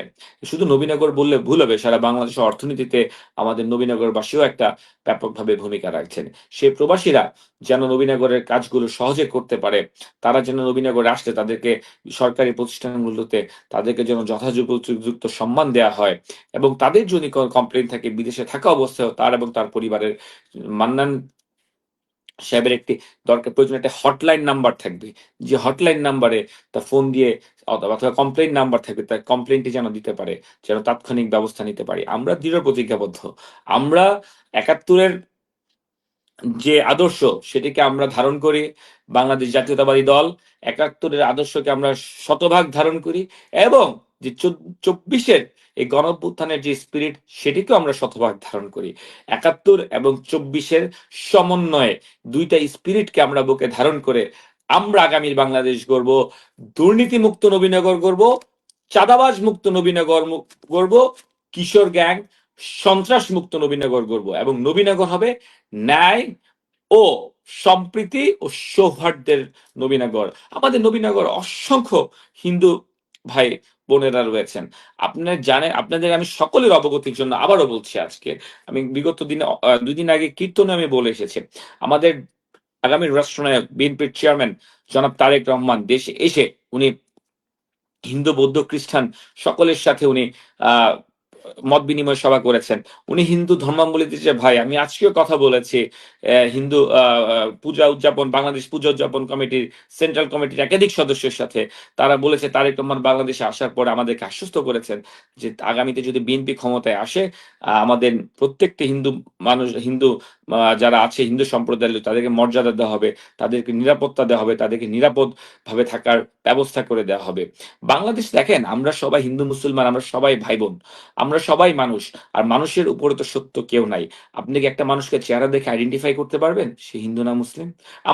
আমার স্ক্রিনের ডান পাশে যে ব্যক্তিটি, একটু মানে অনেক প্রশ্ন আসতেছে, একটু ছোট ছোট করে বলতে হবে। হ্যাঁ, ছোট ছোট করে বলতে হবে। অনেক প্রশ্ন, যেমন ধরেন আমি একটা বিষয় একটু মানে মানুষকে আমি পরিষ্কার এটা করে শেষ দিচ্ছি। করে দিই, প্রচুর দর্শক শেষ করে দিই। তো আমি জি। বলতে চাই, যদি বিএনপি সরকার গঠন করতে পারে, আপনার ধানের শীষে ভোট দিলে নবীনগর হবে, যারা আমাদের সংখ্যালঘু, আমাদের যারা নবীনগরে হিন্দু ভাই বোনেরা আছেন তাদের জন্য সবচেয়ে নিরাপদ স্থান, এবং ইনশাল্লাহ আমাদের হিন্দু, বৌদ্ধ, খ্রিস্টান সকল ভাই বোনদেরকে তাদের সর্বোচ্চ মর্যাদা নিশ্চিত করবে।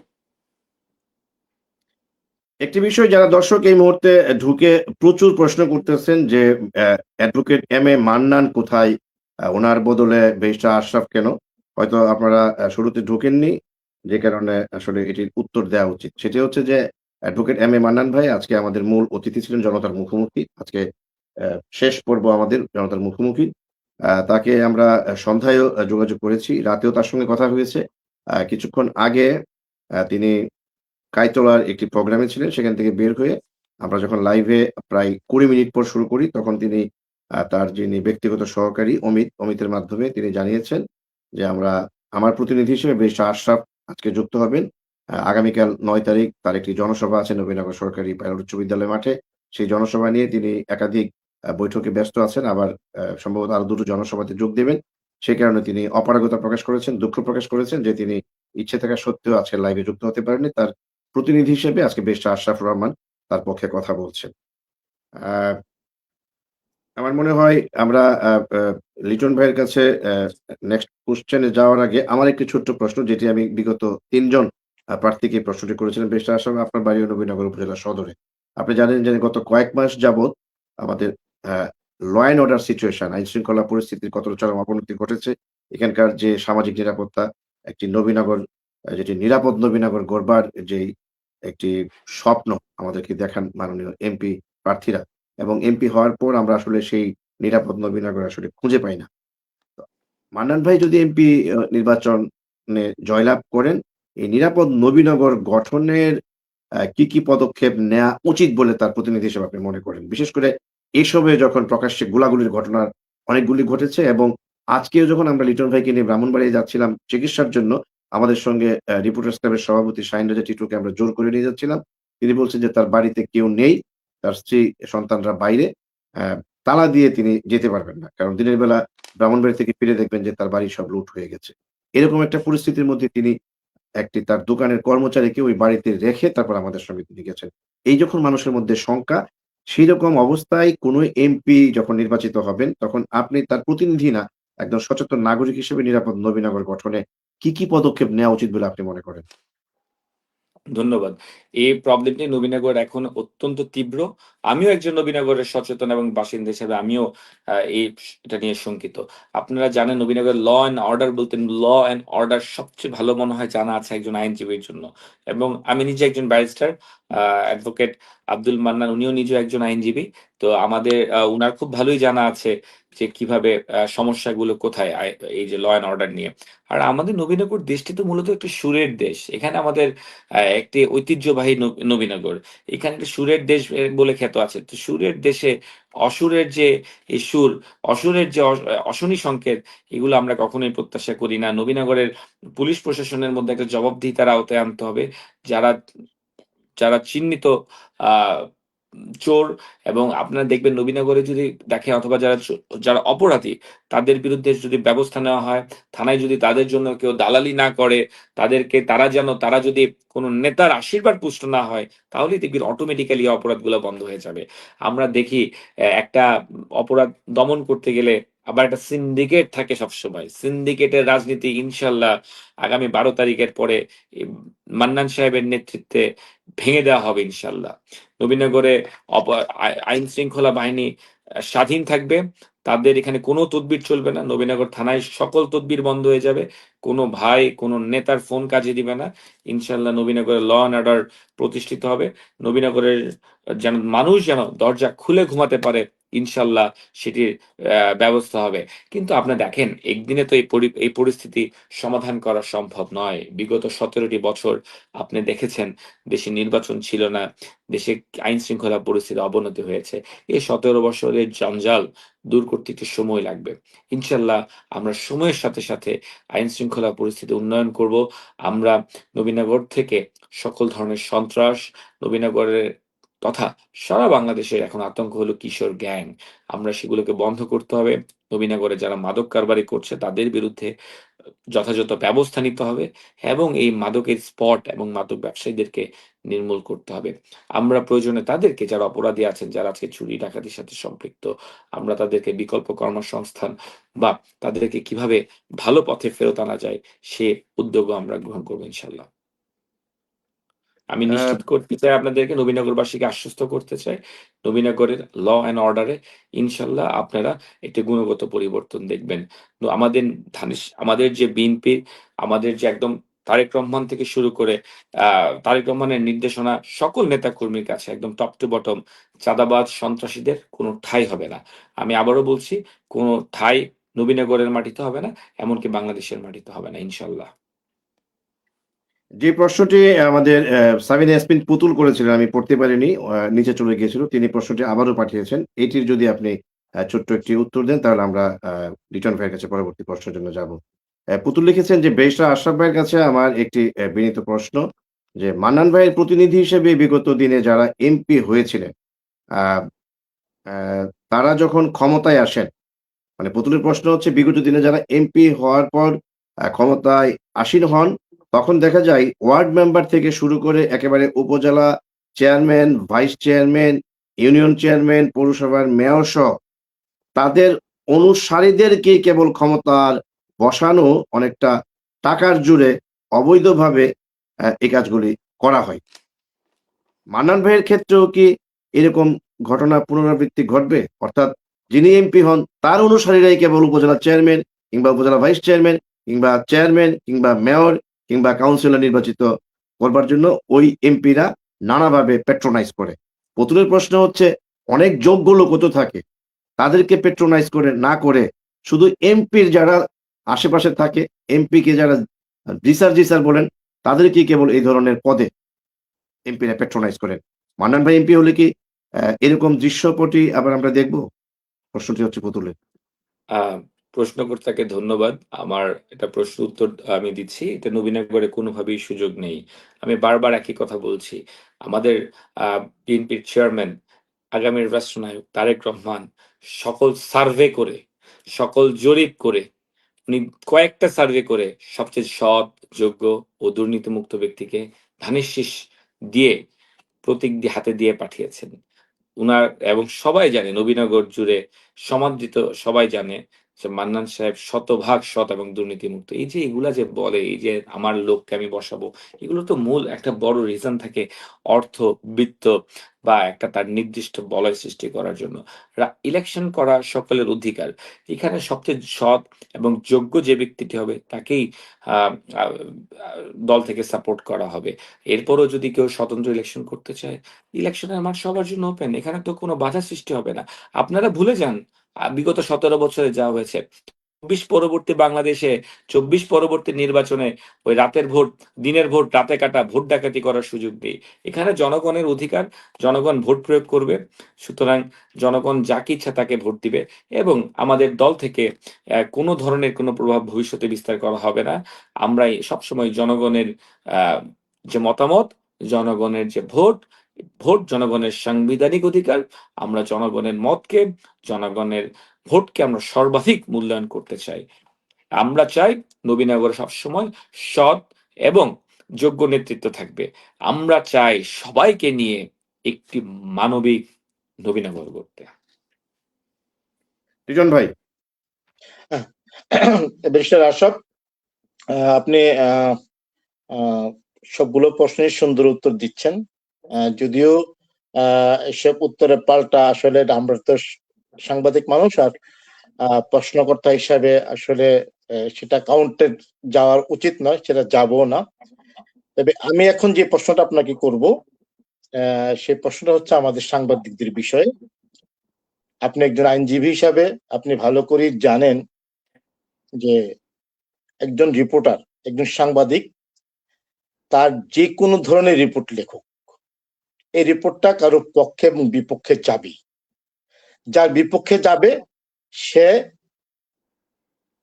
তার চোখে আমি চক্ষুশূল হব, অর্থাৎ তাকে কাটো, মারো, মামলা মোকদ্দমা দাও, যা কিছু দাও, তাকে শায়েস্ত করতে হবে। আর যার পক্ষে যাবে সে আমাকে সাধুবাদ জানাবে, সে আমাকে সালাম করবে। এই নীতিতে কিন্তু নবীনগরে চলে আসছে বিভিন্ন সময়। বিগত সময়ে যারা ক্ষমতাসীন ছিলেন, আপনি নিজেও জানেন, আপনি নিজেও সেটা প্রত্যক্ষ প্রমাণ। এবং আজকে যিনি সঞ্চালক এবং আজকে যিনি আমি প্রশ্ন করতাম, আমরা দুজনেই কিন্তু বিগত সময়ে বিভিন্ন ক্ষমতাসীনদের দ্বারা আক্রান্ত হয়েছি এই বস্তুনিষ্ঠ রিপোর্ট প্রকাশ করতে গিয়ে। আমরা কি সাংবাদিকদের নিরাপত্তার বিষয়ে যখন এমপি মান্নান সাহেব এমপি হবেন বা ওনার আমরা রিপোর্ট করব, রিপোর্ট ওনার দলের বা ওনার কর্মীর বিরুদ্ধে বা ওনার বিরুদ্ধে হয়তো রিপোর্টটা একটা পক্ষে বিপক্ষে যাবে, সেক্ষেত্রে কি সাংবাদিকদের নিরাপত্তা এই আগের ধারাবাহিকতাই থাকবে? সাংবাদিকদের নিরাপত্তার ব্যাপারে আপনারা কোনো পদক্ষেপ নেবেন বা সাংবাদিকের নিরাপত্তা থাকতে পারবেন কিনা? আমরা 5ই আগস্টের পর আশা করেছিলাম যে দেশটাকে আইন শৃঙ্খলা উন্নত হবে এবং দেশটা নতুন বাংলাদেশ গড়ার যে প্রত্যয় নিয়ে 24 হয়েছিল, সেই 24-এর কিন্তু আজকে 17 মাস, সেই চুকটা কিন্তু আমরা দেখতে পাচ্ছি না। এখনো সাংবাদিকদের প্রতি নির্যাতন করা হচ্ছে এবং অবিচার করা হচ্ছে। তো এই বিষয়টুকু কি আমরা মান্নান থেকে আমরা পাবো কিনা? সাংবাদিকদের নিরাপত্তার বিষয়টি উনি নিশ্চিত করতে পারবেন কিনা? আরেকটি প্রশ্নের সাথে আমি করে রাখি যে উনি এমপি হলেন, এই যে বিগত সময় সাংবাদিক সহ বিভিন্ন রাজনৈতিক নেতৃবৃন্দের নামে যে মিথ্যা মামলা দেওয়া হচ্ছে, তো মামলা বাণিজ্য করা হচ্ছে, সে মামলা বাণিজ্য বন্ধ হবে কিনা? ধন্যবাদ। সাংবাদিকতা একটি স্বাধীন পেশা এবং আমরা বিশ্বাস করি সাংবাদিকরা একটা সমাজের আহ, এই গণতন্ত্র নিশ্চিতের জন্য সাংবাদিকদের একটি ভূমিকা রয়েছে এবং সাংবাদিকরাই কিন্তু আমাদের কাছে নিউজগুলোর মাধ্যমে সাধারণ জনগণ এবং রাজনৈতিক ব্যক্তিরা আমরা জানতে পারি। সুতরাং আপনাদের ভূমিকা অ্যাকচুয়ালি একটা দেশের গণতন্ত্র, একটা দেশ গঠনে আমি মনে করি একটা বিশাল ভূমিকা রয়েছে। আপনি যেমন দেখবেন প্রশাসন রয়েছে ভূমিকায়, বিচার বিভাগ, তারপরে দেখবেন লেজিসলেচার এবং এক্সিকিউটিভ। আমি মনে করি সাংবাদিকও একটি রাষ্ট্রের অন্যতম অর্গান বা স্তম্ভ। সুতরাং আপনারা জানেন বাংলাদেশের যে সংবিধান আছে, সংবিধানের 39 অনুচ্ছেদে সুস্পষ্টভাবে সাংবাদিকদের বাক স্বাধীনতার দিয়েছে। আমরা দেখেছি অতীতে এই যে শুধুমাত্র তাদের ক্ষমতাকে দীর্ঘস্থায়ী করার জন্য, চিরস্থায়ী করার জন্য এই বাক স্বাধীনতাকে হরণ করা হয়েছে, সাংবিধানিক অধিকারকে কেড়ে নেওয়া হয়েছে। কিন্তু এরপরে আপনি দেখেন আজকে কিন্তু যারা আপনাদেরকে মিথ্যা মামলা দিয়েছে, যারা আপনাদের মুখে তালা লাগিয়ে দিয়েছিল, যারা আপনার সাংবাদিকদেরকে জিম্মি করে দিয়েছিল, সাধারণ জনগণ তাদেরকে আজকে বাংলাদেশ থেকে বিতাড়িত করছে। আমাদের বাংলাদেশের রাজনীতিবিদদের উচিত অতীতের ভুল এবং বিগত সময়ে যারা শাসন করেছে তাদের থেকে শিক্ষা নিয়ে ২৪ পরবর্তী ৫ই আগস্টের যে ২৪-এর যে স্পিরিট সেটাকে ধারণ করা। এবং আমি দৃঢ়ভাবে বিশ্বাস করি ইনশাআল্লাহ আগামীর রাষ্ট্রনায়ক তারেক রহমান এবং নবীনগরের ভবিষ্যৎ এমপি আল্লাহ যদি তাকে কবুল করেন জনাব অ্যাডভোকেট আব্দুল মান্নান সাহেবের নেতৃত্বে ইনশাআল্লাহ সাংবাদিকরা হবে স্বাধীন। সাংবাদিকদের সর্বাধিক সুরক্ষা দেওয়া হবে। আপনারা প্রয়োজনে আমাদের বিপক্ষে রিপোর্ট করেন। আমি ব্যক্তি আশরাফ, আমার বিরুদ্ধেও যদি রিপোর্ট করেন আমার কোনো প্রবলেম নাই। আপনারা রিপোর্ট করবেন। আপনারা যদি আমরা ভুল করি সেখানে রিপোর্ট করতেই পারেন, আপনাদের সে অধিকার দেয়া আছে।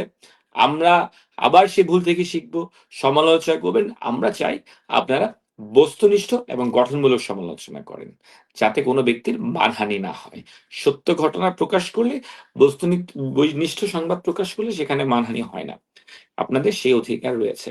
আমরা যেন, এবং এই মিথ্যা মামলা আপনারা জানেন, আমি সবসময় একটা ঘোষণা দিয়েছি, নবীনগর কেন বাংলাদেশের যে কোনো জায়গায় সাংবাদিকরা আসলে আমি অত্যন্ত সফট হার্টে দেখার চেষ্টা করেছি। আমি এমন হয়েছে অসংখ্য সাংবাদিকের মামলা করেছি, কোনো আমি একটা পয়সাও নেইনি। আমি চেষ্টা করেছি একটা আমি একটা মানুষ, সচেতন মানুষ হিসাবে আমি তাদের পাশে থাকা উচিত, তাদেরকে সাপোর্ট করা উচিত। কারণ তাদের মাধ্যমেই তো জনগণ সত্যটি জানতে পারে। তাদের মাধ্যমেই তো অ্যাকাউন্টেবিলিটি অর্থাৎ জবাবদিহিতা নিশ্চিত হয়। ইনশাআল্লাহ আপনারা রিপোর্ট করবেন সত্য এবং বস্তুনিষ্ঠ। আপনাদের বিরুদ্ধে কোনো হুমকি, ধমকি, কারো থেকে ফোন দিয়ে বলে দিবে এডিটরকে নিউজের, এই আমরা দেখছি জাতীয় রাজনীতিতে দেখি সরকারের বিরুদ্ধে নিউজ করলে বলে যে, "এই নিউজটা ডিলিট করে দাও বা নিউজটা বদলায় দাও।" এই রাজনীতি তারেক রহমানের নেতৃত্বে আগামী বাংলাদেশে কোনোভাবেই সম্ভব নয় এবং নবীনগরেও সম্ভব হবে না ইনশাআল্লাহ।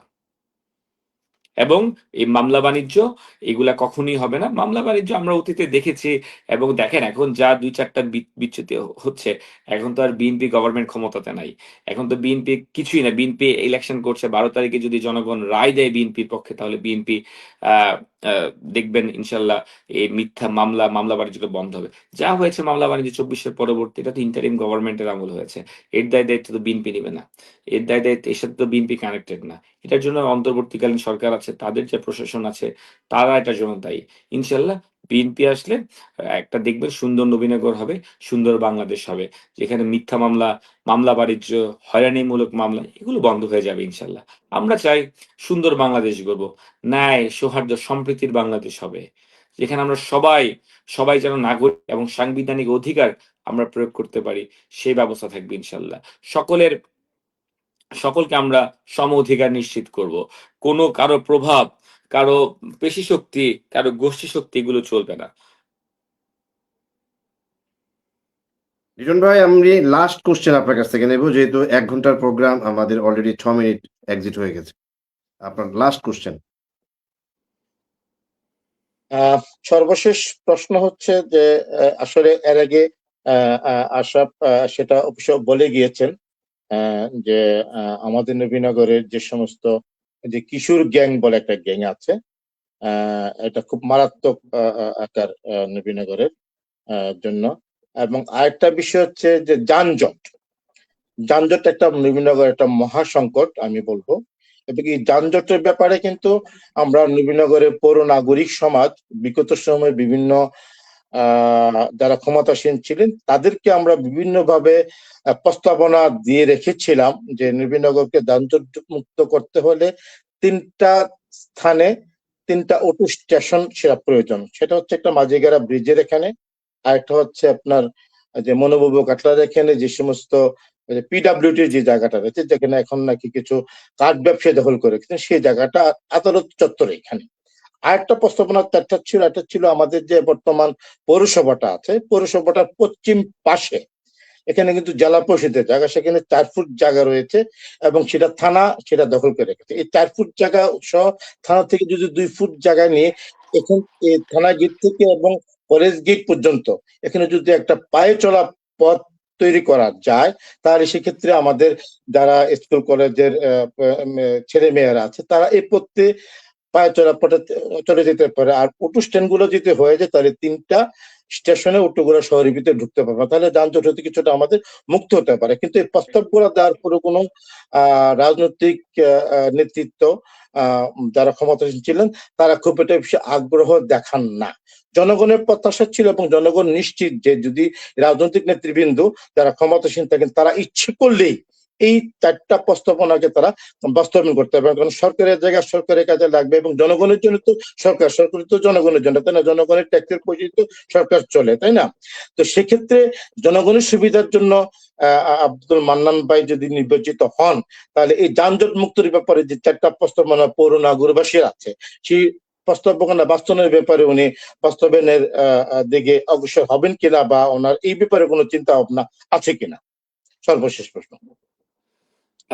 আমার ব্যক্তি হিসাবে আমার যে নবীনগর নিয়ে অবজারভেশন বা মতামত, আমি মনে করি নবীনগরের অন্যতম প্রধান সমস্যা হলো যানজট প্রবলেম। অন্যতম প্রবলেম যা নবীনগরের মানুষের যে সময়, কর্ম সময় সেটিকে নষ্ট করছে। আপনি দেখবেন নবীনগরের সদরের কথা যদি আমি বলি, আপনি নবীনগরের সালাম রোডের এন্ট্রিতে যেখানে আছে সেখানে একটা বিশাল জ্যাম লেগে থাকে শুধুমাত্র অটোগুলোর কারণে। আপনি যদি সালাম থানা থেকে লঞ্চের ঘাটের মোড়টাতে যদি যান, আপনি দেখবেন দীর্ঘক্ষণ মাঝে মাঝে সময় আধা ঘন্টা 1 ঘন্টা পর্যন্ত লেগে যায়। এমন সরু রাস্তা, এখানে পার্কিং হচ্ছে, একটা অব্যবস্থাপনার মধ্যে আছে। আমরা কেন বারবার বলছি যে আমরা কেন সুশীল সমাজ অথবা আপনাদের সাংবাদিকদের সাথে আমরা মত বিনিময় করব? দেখেন, আপনি একজন সিনিয়র সাংবাদিক হিসাবে আপনি কিন্তু আপনার যে মেধা, আপনার যে অবজারভেশন, আপনি কিন্তু আমাদেরকে সুন্দর 3টা প্রপোজাল দিলেন যে 3টা অটো স্ট্যান্ড করার মতো। এই যে আপনাদের মতামতগুলো নেয়ার জন্য আমরা মাসিক মত বিনিময় করব এবং আপনাদেরকে সাথে নিয়ে এই সমস্যাগুলো সমাধান করব ইনশাআল্লাহ। আমরা নবীনগরটাকে প্রয়োজনে নবীনগরের যত রাস্তাগুলো সরু, আমরা কিভাবে নবীনগরটা যানজট মুক্ত করা যায়, প্রয়োজনে আমরা ভালো নগরবিদ এবং আর্কিটেক্ট এনে নবীনগরের কিভাবে রাস্তাগুলোকে আরেকটু সম্প্রসারণ করানো যায় বা যানজটের জন্য ওয়ান ওয়ে ডিরেকশন করা যায় কিনা, আরো কিছু কানেক্টিং রুট করা যায় কিনা, যেন আসা যাওয়ার জন্য ডিফারেন্ট রুট হবে, অথবা আমরা কিছু পার্কিং এর জন্য আপনি যে 3টা প্রপোজাল বলেছেন জায়গা, ওই জায়গাগুলোর সাথে কথা বলে প্রয়োজনে আমরা সরকারের জায়গা থাকলে সেটা খালি করা যায় কিনা, কিংবা প্রয়োজনে অধিগ্রহণ করে হলেও পার্কিং এর জন্য আলাদা জায়গা করা যায় কিনা, সেটা আপনাদের সাথে পরামর্শ করেই আমরা সমাধান করব। নবীনগর হবে আপনাদের আপনাদের নিয়ে আপনার সাধারণ জনগণ আপনাদেরকে নিয়ে আমরা নতুন নবীনগর গড়ব, যেখানে সকলের মত প্রকাশের স্বাধীনতা থাকবে। কারণ আপনার সমস্যায় আমার সমস্যা, আপনার আমার সমস্যায় মান্নান সাহেবের সমস্যা, সকলকে নিয়ে আমরা সকলের নবীনগর গড়ব। নবীনগর হবে একটি মানবিক নবীনগর। আমরা চাই নবীনগর হোক সারা বাংলাদেশের মধ্যে একটি অনুকরণীয় দৃষ্টান্ত হোক নবীনগর, একটা আইডল নবীনগর, যেন দূর দূরান্ত থেকে মানুষ নবীনগরটাকে একটি উদাহরণ দেয় যে নবীনগরে কোনো একটা সৌহার্দ্যপূর্ণ পরিস্থিতি আছে। নবীনগরের একটি গোছানো নবীনগর হবে। আমরা চাই নবীনগরের মানুষ যেন বিনোদনের জন্য ব্যবস্থা থাকে, পার্ক থাকে, খেলার মাঠ থাকে, খেলার মাঠগুলোকে খেলার পরিবেশ সৃষ্টি করতে হবে। আমাদের তরুণ প্রজন্মে আমাদের বাবা মা কষ্ট করে শ্রম দিচ্ছে, তাদের জীবন যৌবন ব্যয় করে ফেলছে, অর্থ ব্যয় করছে ছেলেকে শিক্ষার জন্য, ছেলেকে উচ্চ শিক্ষিত করার জন্য, কিন্তু আমরা দেখি মাঝে মাঝে ছেলেমেয়েরা আজকে নেশাগ্রস্ত হয়ে যাচ্ছে, বিপদগামী হয়ে যাচ্ছে। আমরা চাই না নবীনগরে মাদক থাকুক। আমরা চাই যে নবীনগরের ছেলেমেয়েরা মাদককে ঘৃণা করুক, নবীনগরের ছেলেমেয়েরা খেলাতে, ক্রিয়াতে অ্যাক্টিভ থাকুক। আপনি জানেন আগামী যে বাংলাদেশ হবে, তারেক রহমানের 30 দফা ও তারেক রহমানের যে প্ল্যান, সে প্ল্যানে খেলাধুলাকে বাধ্যতামূলক করা হবে। এখন যেমন খেলাধুলা অপশনাল, তখন খেলাধুলা করলেও খেলাধুলার উপর মার্কিং থাকবে। সুতরাং আপনার ছেলেমেয়েরা কিন্তু, আমার ছেলেমেয়েরা খেলাধুলার প্রতি কিন্তু আকৃষ্ট হবে। আর আমরা সবাই জানি খেলাধুলা করে তারা কিন্তু সচরাচর মাদকের সাথে সম্পৃক্ত হয় না। আমরা চাই খেলাধুলাকে উৎসাহিত করব, আমরা চাই সংস্কৃতির প্রসার ঘটবে, আমরা চাই নবীনগরের সুর সংস্কৃতি বিকশিত হবে, নবীনগরের ঐতিহ্য আমরা ধরে রাখবো, নবীনগরে যে যার অবস্থান থেকে রাজনীতি করবে, নবীনগরে যে যার ধর্মীয় চর্চা করবে, সকল ধর্মর সকল মতের মানুষকে আমরা সম্মান জানাবো, আমাদের পারস্পরিক শ্রদ্ধাবোধ থাকবে, সবাইকে নিয়ে আমরা নবীনগর করব। আমি আর ২টি কথা বলে আমার বক্তব্যটা আমি শেষ করব। আপনারা জানেন নবীনগরে আরেকটি প্রবলেম হলো নবীনগরের বেকার সমস্যা। আপনি এখন ছেলেমেয়েরা অহরহ অনার্স মাস্টার্স করছে, শিক্ষিত বেকারের সংখ্যাটা আরো বেড়ে গেছে। বিএনপি যদি ক্ষমতায় আসতে পারে, ফ্রিল্যান্সিং ট্রেনিং দেওয়া হবে, বা ঘরে ঘরে ওয়াইফাই, শিক্ষা প্রতিষ্ঠানগুলোতে ফ্রি ওয়াইফাই ব্যবস্থা করা হবে, বিভিন্ন পার্কে আমরা ওয়াইফাই এর ব্যবস্থা করব, বিভিন্ন আরো ইম্পর্টেন্ট জোন দেখে আমরা ওয়াইফাই এর ব্যবস্থা করব, যেন ফ্রিল্যান্সিং করতে পারে ছেলেমেয়েরা, যেন ডলার ইনকাম করতে পারে, ছেলেমেয়েরা যেন ক্রিয়েটিভ হইতে পারে, যেন খারাপ কাজ থেকে দূরে থাকে। আপনারা জানবেন তারেক রহমানের যে প্রতিশ্রুতি, সে প্রতিশ্রুতি রয়েছে আগামী 18 বিএনপি সরকার গঠন করলে প্রথম 18 মাসে স্কুল কলেজগুলোতে, আমাদের নবীনগরটা যে প্রবাসী নির্ভর, এখানে স্কুলগুলোতে বাধ্যতামূলক ল্যাঙ্গুয়েজ শিক্ষা থাকবে, যেখানে ছেলে মেয়েদেরকে ইংরেজির পাশাপাশি অন্তত পক্ষে একটি ল্যাঙ্গুয়েজকে তাদের পছন্দ করতে হবে। কারণ আপনারা জানেন আমাদের নবীনগর প্রবাসী যেহেতু নির্ভর, বিদেশে সবাই যাওয়ার একটা স্বপ্ন থাকে। যে ছেলের সৌদি আরব যাওয়ার প্ল্যান, সে আরবি শিখবে। যে ছেলে জাপানে যাওয়ার ইচ্ছা, সে ছেলে জাপানিজ শিখবে। যে ছেলে কোরিয়া যাওয়ার ইচ্ছা, সে ছেলে কোরিয়ান ল্যাঙ্গুয়েজ শিখবে। যে ছেলে ফ্রান্সে যাওয়ার ইচ্ছা, সে ছেলে ফ্রেঞ্চ শিখবে। এভাবে কিন্তু ল্যাঙ্গুয়েজের প্রতি একটা ইন্টারেস্ট হবে। আর ল্যাঙ্গুয়েজটা জেনে, আর যদি আপনার ট্রেনিং থাকে, সার্টিফিকেট থাকে, সেক্ষেত্রে এখন যারা প্রবাসীরা যে বিদেশে 20,000, 30,000 বা 50,000 টাকা বেতন পাচ্ছে, তখন কিন্তু তারা দ্বিগুণ, তিনগুণ, অর্থাৎ আপনি যদি 50,000 টাকা বেতন পান, তখন কিন্তু আপনার বেতন হবে 1 লাখ টাকা। এভাবেই আমরা চাই একটা রাজনীতিতে গুণগত পরিবর্তন আনতে। আমাদের তরুণ যারা বেকার আছে, যারা তরুণ প্রজন্ম আছে, সবাইকে আমরা চাই এই জনসংখ্যাকেই আমরা চাই শক্তিতে রূপান্তরিত করতে। আমরা চাই চায়না থেকে আমরা অনুপ্রাণিত হয়ে, চায়নাতে একটা সময় ছিল অতি মানে ঘন জনবহুল একটা দেশ ছিল। এই জনগণকে তারা কাজে লাগিয়ে কিন্তু আজকে তারা বিশ্বের সবচেয়ে রিচেস্ট একটা কান্ট্রি। আমরাও চাই এই দেশে যারা আছে তরুণ বা আমাদের যারা জনবল আছে, তাদেরকে শিক্ষিত করতে, অথবা ট্রেনিং দিয়ে ল্যাঙ্গুয়েজ শিখে বিদেশে পাঠিয়ে আমরা চাই দেশটাকে সমৃদ্ধ একটি বাংলাদেশ গড়ব। অনেক ধন্যবাদ আশরাফ। আমার মনে হয় আমরা অনুষ্ঠানটি শেষ করতে চাই ছোট্ট একটি প্রশ্নের মাধ্যমে। সেটি হচ্ছে যে আপনি শুরুতেও বলেছেন, মাঝখানেও বলেছেন, শেষের দিকেও বলেছেন যে আপনি যার প্রতিনিধি হিসেবে এখানে এসছেন, যেহেতু মান্নান ভাই আজকে তার ব্যস্ততার কারণে সর্বশেষ সময় দিয়েও তিনি আসতে পারেননি। তার আগামীকালের একটি জনসভাকে কেন্দ্র করে তিনি খুবই ব্যস্ত হয়ে পড়েছেন। তবে আমাদের বিশ্বাস ছিল যে ৫ মিনিটের জন্য, ১০ মিনিটের জন্য তিনি ঢুকতে পারতেন, আসতে পারতেন এবং দুটো কথা বলতে পারতেন। সেটি আমাদের প্রত্যাশা ছিল। যাই হোক, আমাদের দুর্ভাগ্য যে নবীনগরের কথা ৩ জন আ প্রার্থী তাদের মনের কথাগুলো ১.৫ ঘন্টা ধরে বলে তারা কিন্তু বেশ আলোচনায় এসছেন এবং কথাগুলি কতটা জনপ্রিয় হয়েছে, একটি টক শো তাপস, যিনি নাজমুল হোসেন তাপস, তার টক শোটি প্রায় ৭০,০০০ লোক দেখেছেন এবং আ ৫ শতাধিক শেয়ার, ২,৫০০ এর উপর কমেন্ট পড়েছে এবং আশরাফি ভাই কিংবা আমাদের নজু ভাই, তাদের টক শো গুলো ৩০,০০০, ২৫,০০০ করে ভিউ হয়েছে। আমার একটা প্রত্যাশা ছিল আজকেরটি সেগুলোও ছাড়িয়ে যাবে। যেহেতু আমরা শেষের দিনটি রেখেছি মান্নান ভাইয়ের জন্য। সিনিয়র সাংবাদিক হিসেবে লিটন ভাইকে রেখেছিলাম। কিন্তু আমার পরে দুর্ভাগ্য যে তিনি কালকের জনসভাটা নিয়ে এত বেশি ব্যস্ততায় ছিলেন যে কালকে জনসভাকে সফল করতে গিয়ে হয়তো তিনি একের পর এক মিটিং করছেন, যে কারণে আসলে আমরা তাকে আজকে পাইনি। এরপর তার প্রতিনিধি হিসেবে আমি মনে করি আ এ লিটন ভাইয়ের বেশ কিছু সময়োযোগী প্রশ্নের আপনি বেশ চমৎকার স্বভাবসুলভ ভঙ্গিতে ধারাবাহিকভাবে কিন্তু আপনি প্রশ্নের উত্তরগুলি বেশ চৌকসভাবে দিয়ে গেছেন। সেজন্য আপনাকে স্পেশালি থ্যাংকস জানাচ্ছি। আমার শেষ একটি প্রশ্ন দিয়ে শেষ করব। আমার কিন্তু ১৯ থেকে ২০ টি প্রশ্ন আমি টাচও করতে পারিনি। পারিনি এই কারণে যে কিছু প্রশ্ন খুবই বিব্রতকর, যেগুলো আপনাকে করাটাই আমার উচিত হবে না।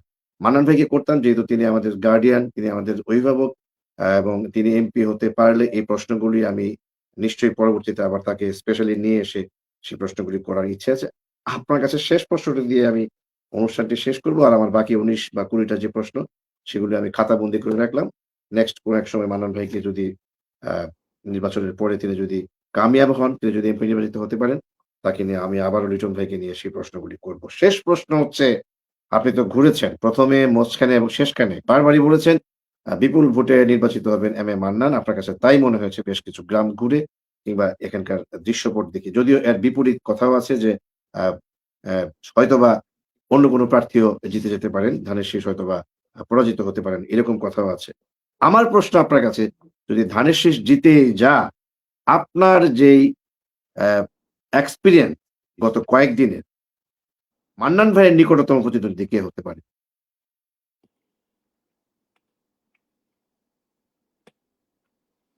হ্যালো,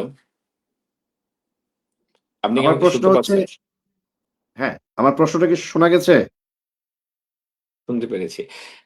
মান্নান অ্যাডভোকেট ধানের শীষের যে প্রার্থী তার নিকটতম প্রতিদ্বন্দ্বী কে হবে এটি শুধুমাত্র নবীনগরের জনগণ বলতে পারে। কারণ নির্বাচনের মাঠে দেখেন আমি আপনার একটি টক শো শুনেছি। আপনি যাকে বলছেন যে, যে হাত পাখার প্রার্থী সে কিন্তু প্রত্যাশা ব্যক্ত করেছে সে বিপুল ভোটে জয়ী হবে। সু সুতরাং সেও কিন্তু আশাবাদী। এখন নির্বাচনের মাঠে আমি যদি কাউকে বলি যে সে সেকেন্ড হবে তাহলে কিন্তু বাকি ২ প্রার্থী কষ্ট পাবে। তাই আমি কিন্তু কারো নাম উল্লেখ করতে পারব না। নবীনগরের মানুষ আগামী ১২ তারিখে সিদ্ধান্ত নিবে যে কে সেকেন্ড, কে ফার্স্ট হবে, কে থার্ড হবে, মানে কে এটা নির্ধারণ হবে। কিন্তু আমার প্রত্যাশা থাকবে সবাইকে নিয়েই যেন নবীনগরের আগামী নবীনগর হয়। আমাদের নবীনগরে আমরা কোনো মারামারি, কাটাকাটি, প্রতিহিংসা আ এই রাজনীতি আমরা চাই না। আমরা চাই আমি দৃঢ়ভাবে বিশ্বাস করি, আমি আমার জায়গা থেকে যদি বলি আমার প্রত্যাশা থাকবে যদি ধানের শীষের প্রার্থী বিজয়ী হয়, আমরা সবাইকে নিয়ে, সকলকে নিয়ে আমরা প্রতিহিংসা বাদ দিয়ে আমরা সবাইকে নিয়ে একসাথে আগামীর বাংলাদেশ গড়ব। আমরা চাই না হানাহানি, আমরা চাই না কাটাকাটি। এই যে নবীনগরের মানুষকে যেমন বলে যে ঝগড়াপ্রবণ এলাকা, আমরা চাই নবীনগর থেকে যেন আলাদা একটা বার্তা দেয়, যেখানে মানুষ জানবে ব্রাহ্মণবাড়িয়াকে নবীনগরের মাধ্যমে চিনবে। যেখানে সৌহার্দ্য সম্প্রীতির মানুষ। নবীনগরের মানুষ আতিথেয়পরায়ণতার মধ্যে বিশ্বাসী। নবীনগরের মানুষ অত্যন্ত ধৈর্যশীল এবং মেধাবী, বিবেকবান। আমি আ জনগণই বলবে কে হবে বিজয়ী আর কে হবে তার নিকটতম প্রতিদ্বন্দ্বী। আ আশরাফ, একটি প্রশ্নের উত্তর ৩০ সেকেন্ডের মধ্যে আপনি একটু দেওয়ার চেষ্টা করবেন। Only ৩০ second. কারণ এই প্রশ্নটি ভদ্রলোক সম্ভবত ১৫ থেকে ২০ বার করেছেন। আমি প্রশ্ন নিতে চাচ্ছি না, কিন্তু তিনি বারবারই দিতে চাচ্ছেন। তার নাম হচ্ছে মাসুম রানা। প্রশ্নটি হচ্ছে, আমরা যেখানে নবীনগরে বলছি যে প্রায় ১০-১১ টি সাংবাদিকদের ক্লাব আছে, এগুলিকে একীভূত করা, সবগুলি সাংবাদিককে একটি সংগঠনের মধ্যে নিয়ে এসে সাংবাদিকদের ঐক্যকে সুদৃঢ় করা বর্তমান প্রেক্ষাপটে। বাট মাসুম রানা আপনার কাছে প্রশ্ন করেছেন। গৌরাঙ্গ দা, আমার একটি প্রশ্ন আশরাফ ভাইয়ের কাছে। নবীনগরে সাংবাদিকদের জন্য আরেকটি সংগঠন করার পরিকল্পনা আছে কিনা? ধন্যবাদ। বল সাংবাদিকরাই সিদ্ধান্ত নিবে সাংবাদিকরা কোন পথে যাবে। আমরা চাই নবীনগরে সবাই ইউনাইটেড থাকুক। নবীনগরে সবাই একসাথে কাজ করুক। এটাই আমাদের প্রত্যাশা। সাংবাদিকরা সিদ্ধান্ত নিবে, সাংবাদিকরা কি নিবে। নবীনগরের সাংবাদিক যে ক্লাবগুলো আছে এম এম অত্যন্ত এস্টাবলিশ ক্লাব। এখানে আমি নতুন করে মনে করি না আলাদা করে এখানে কোনো সংগঠনের কোনো আছে। এটা নবীনগরের সাংবাদিকরা সিদ্ধান্ত নিবে। সাংবাদিকতা স্বাধীন পেশা। তারা সিদ্ধান্ত নিবে তাদের মতো করে। আ ৩০ সেকেন্ড দিতে চাই লিটন ভাইকে। যদি আজকের এই অ্যা আমাদের এই টক শো, যেটি ৪১৭ পর্ব, এ নিয়ে আপনার কিছু বলার অব্যক্ত কথা থাকে আরকি। যদিও মান্নান ভাই থাকলে হয়তো অনেক কথাই আজকে বলতাম। আ এরপর আপনার যদি কিছু বলার থাকে। ৩০ সেকেন্ড শেষ কথা। আহ, ধন্যবাদ যে আবারও ৩০ সেকেন্ডের জন্য একটু সুযোগ দেওয়ার জন্য। আসলে মান্নান ভাই থাকলে আরো ভালো হতো। তারপরে আশরাফ যে বক্তব্যগুলো দিয়েছে, নো ডাউট সবগুলো প্রশ্নেরই খুব সুন্দর কৌশলী ভাবে, যেহেতু সে একজন ব্যারিস্টার, সুন্দরভাবে কথা বলে কৌশলী ভাবে উত্তর দিয়েছে। তো আমরা তার এই আশান্বিত ভাবতে পারি এবং আশান্বিত হতে পারি যে মান্নান সাহেব নির্বাচিত হলে নবীনগর একটা শান্তিপ্রিয় নবীনগর হবে, একটা আধুনিক নবীনগর হবে। সেখানে সকল পেশার মানুষ তার স্বাধীনতা বোধ করবে। এটুকু আমরা আশাবাদ ব্যক্ত করতে পারি। এবং যেহেতু মান্নান সাহেবের ব্যক্তিগতভাবে, মান্নান সাহেব সম্পর্কে আমি যতটুকু জানি এবং আমি যতটুকু দেখছি, উনি যখন নবীনগর অগ্রণী ব্যাংকে চাকরি করেন, সে থেকে তাকে পর্যন্ত আমি তাকে চিনেছি এবং জানি। অত্যন্ত নিরেট ভদ্র মানুষ এবং খুব সৎ মানুষ। আমরা আশা করতেই পারি এবং আমরা আশাবাদী যে উনি এমপি হলেন আমাদের নবীনগর আমরা শান্তিতে থাকতে পারবো। সর্বশেষ আরেকটি যে প্রশ্নটা একটু আগে মনে হয়েছে, যেটা আশরাফ সর্বশেষ বক্তব্য একটু বলে গিয়েছিলেন যে সকল ধর্মের যে প্রতিনিধিত্ব এবং সকল ধর্মের যে নিশ্চয়তা তাদের ধর্মকর্ম পালনের ক্ষেত্রে আমি এখানে একটা প্রস্তাবনা, এটা আমার একটা প্রস্তাবনা, সর্বশেষ যে প্রস্তাবনাটা, যে আমাদের এই বাংলাদেশে প্রায় 92% মুসলমানের এই দেশ। আমরা ছোটবেলায় যখন দেখেছি, আমরা যখন ছোট ছিলাম এবং সেখানে সকালবেলা ফজর নামাজের পরে আমাদের বাবা মারা আমাদেরকে মক্তবে পাঠাতেন আরবি শেখার জন্য, ধর্মীয় শেখার জন্য আর মক্তবে পাঠাতেন। কিন্তু এখন আজকাল প্রায় দেখছেন আমাদের মক্তব শিক্ষাটা কিন্তু উঠে গেছে। এখন কিন্তু আমরা সকালবেলা ঘুমের থেকে উঠেই বাবা মা ছেলেকে টাই পরিয়ে, চশমা পরিয়ে, প্যান্ট পরে কিন্ডার গার্ডেনে পাঠানো হয়।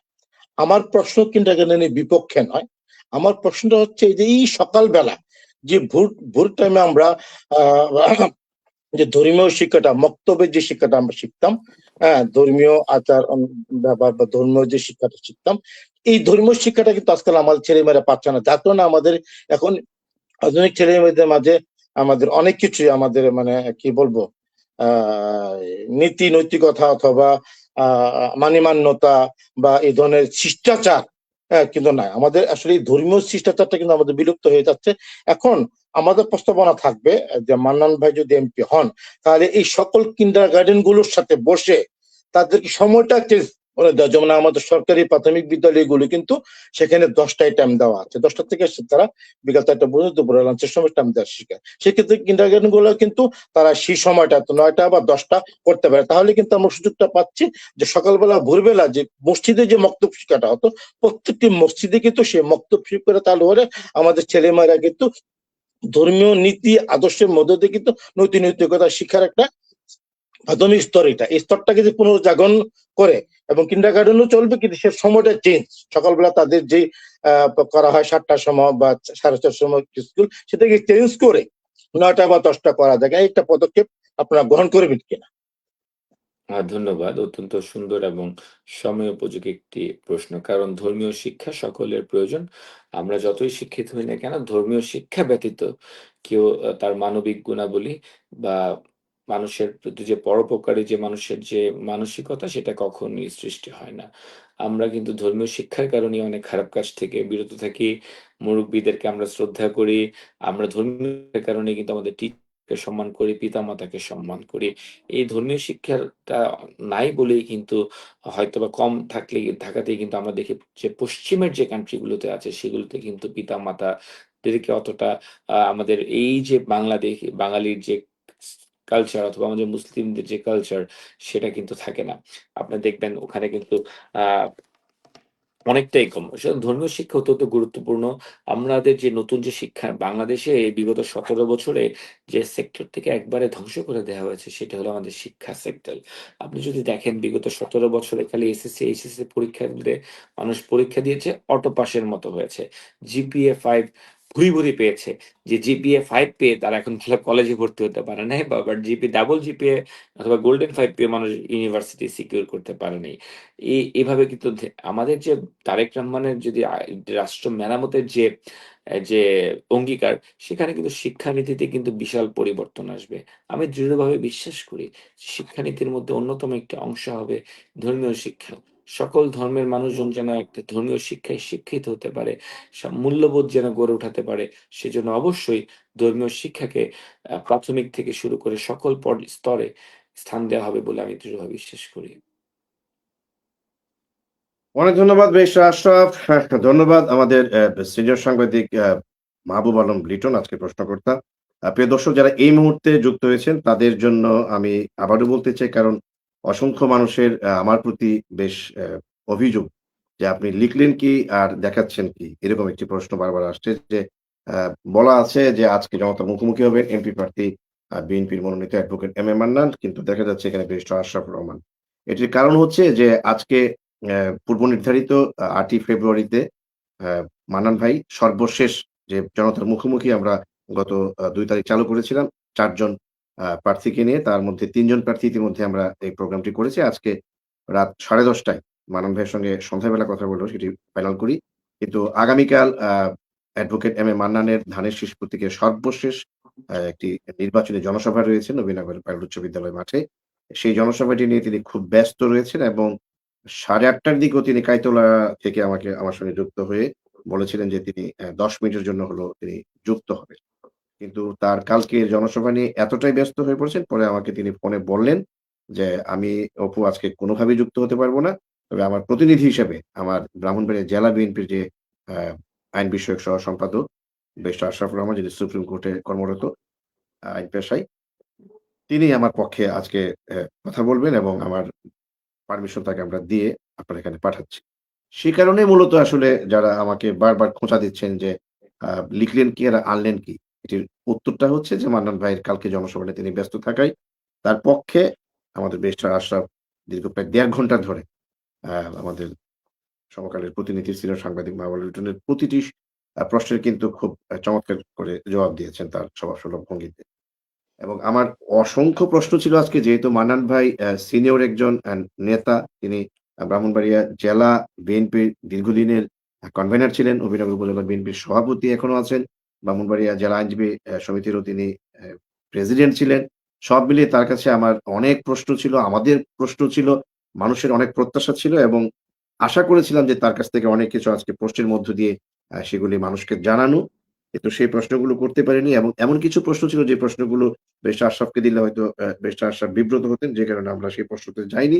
তবে আজকে আপনাদের কথা দিচ্ছি যদি আ আগামী নির্বাচনে যেটি বারবার জোর গলায় বলছিলেন ব্যারিস্টার আশরাফ যে আগামী ১২ই ফেব্রুয়ারি নির্বাচনে ধানের শীষ প্রতীকের প্রার্থী অ্যাডভোকেট এম এ মান্নানই শেষ পর্যন্ত বিজয়ী হয়ে পার্লামেন্টে যাবেন নবীনগরের ৮.৫ লক্ষ মানুষের প্রতিনিধি হিসেবে। যদি এরকমটাই হয় তাহলে খুব শিগগিরই আ এমপি অ্যাডভোকেট এম এ মান্নানকে নিয়ে আমরা ফিরবো এবং আমার অব্যক্ত প্রশ্নগুলো তার সামনে তুলে ধরে নবীনগরের টোটাল পরিকল্পনা নিয়ে তিনি কি ভাবছেন সেই কথাগুলো আপনাদেরকে শোনাবো এবং সেই পর্যন্ত অন্তত আ আগামীকাল এবং আগামী পরশু অর্থাৎ ৯ এবং ১০ ২ দিন আমরা জনতার মুখোমুখি করেছিলাম এমপি প্রার্থীদের। আমার একটি ইচ্ছা আছে আগামীকাল এবং আগামী পরশু দুদিন আমরা ভোটারদের নিয়ে দুটো টক শো করব। যার বিষয়বস্তু হচ্ছে কেমন নির্বাচন হবে ১২ই ফেব্রুয়ারি অথবা আমরা কেমন নির্বাচন দেখতে চাই এবং এই নির্বাচনটি চতুর্মুখী হবে, ত্রিমুখী হবে নাকি দ্বিমুখী হবে? ভোটারদের কি ভাবনা এ নিয়ে?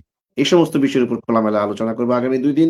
সে পর্যন্ত আপনারা ভালো থাকবেন, সুস্থ আমি থাকবেন, আমার যে একটা অবশ্যই নিরাপদে দর্শকদের থাকবেন। উদ্দেশ্যে আমি কিছু বলবো। ০.৫ মিনিট। এবং ব্যারিস্টার আশরাফ এবং ব্যারিস্টার আ দুঃখিত সাংবাদিক মাহবুব আলম লিটন ২ জনকে নবীনগরের কথার পক্ষ থেকে আ শুভেচ্ছা জানিয়ে আমি শেষ করতে চাই। সম্ভবত ব্যারিস্টার আশরাফ কিছু বলতে চাচ্ছেন।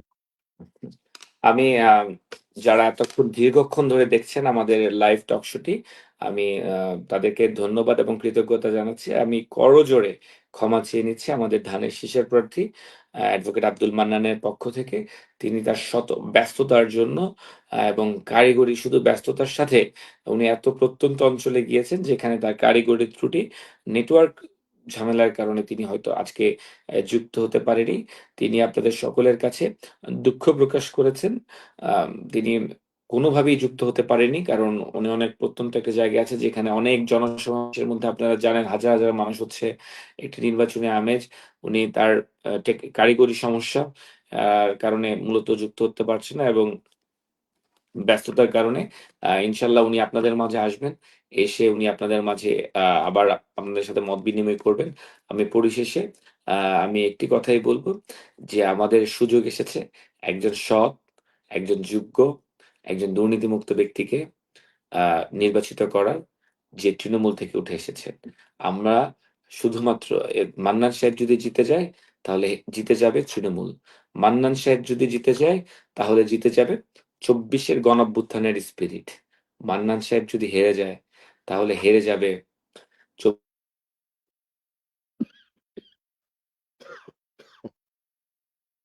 Hello, hello, hello. হ্যাঁ, আশরাফ দেখতে পাচ্ছি না। হ্যালো। হ্যালো। সম্ভবত নেটওয়ার্ক থেকে ছিটকে পড়েছেন। আমাদের অনুষ্ঠানটাও শেষ করতে চাই প্রিয় দর্শক। আ শেষ কথা, আ আমরা গণমাধ্যম কর্মীরা, আমি এবং লিটন ভাই যেহেতু এখন পর্যন্ত আছি, আমরা দুজনের পক্ষ থেকেই অ্যা দৃঢ় কণ্ঠে বলতে চাই, যিনি নির্বাচিত হবেন ১২ই ফেব্রুয়ারি, যদি সুষ্ঠু, অবাধ এবং নিরপেক্ষ একটি নির্বাচন হয়, সেই এমপির কাছে আমাদের একটি প্রত্যাশা, সেটি হবে এটি নিরাপদ নবীনগর। আমরা যেন অন্তত নিরাপদে নবীনগরে বসবাস করতে পারি, সেই প্রত্যাশা থেকে আজকে অনুষ্ঠান শেষ করছি। খুব শুভরাত্রি।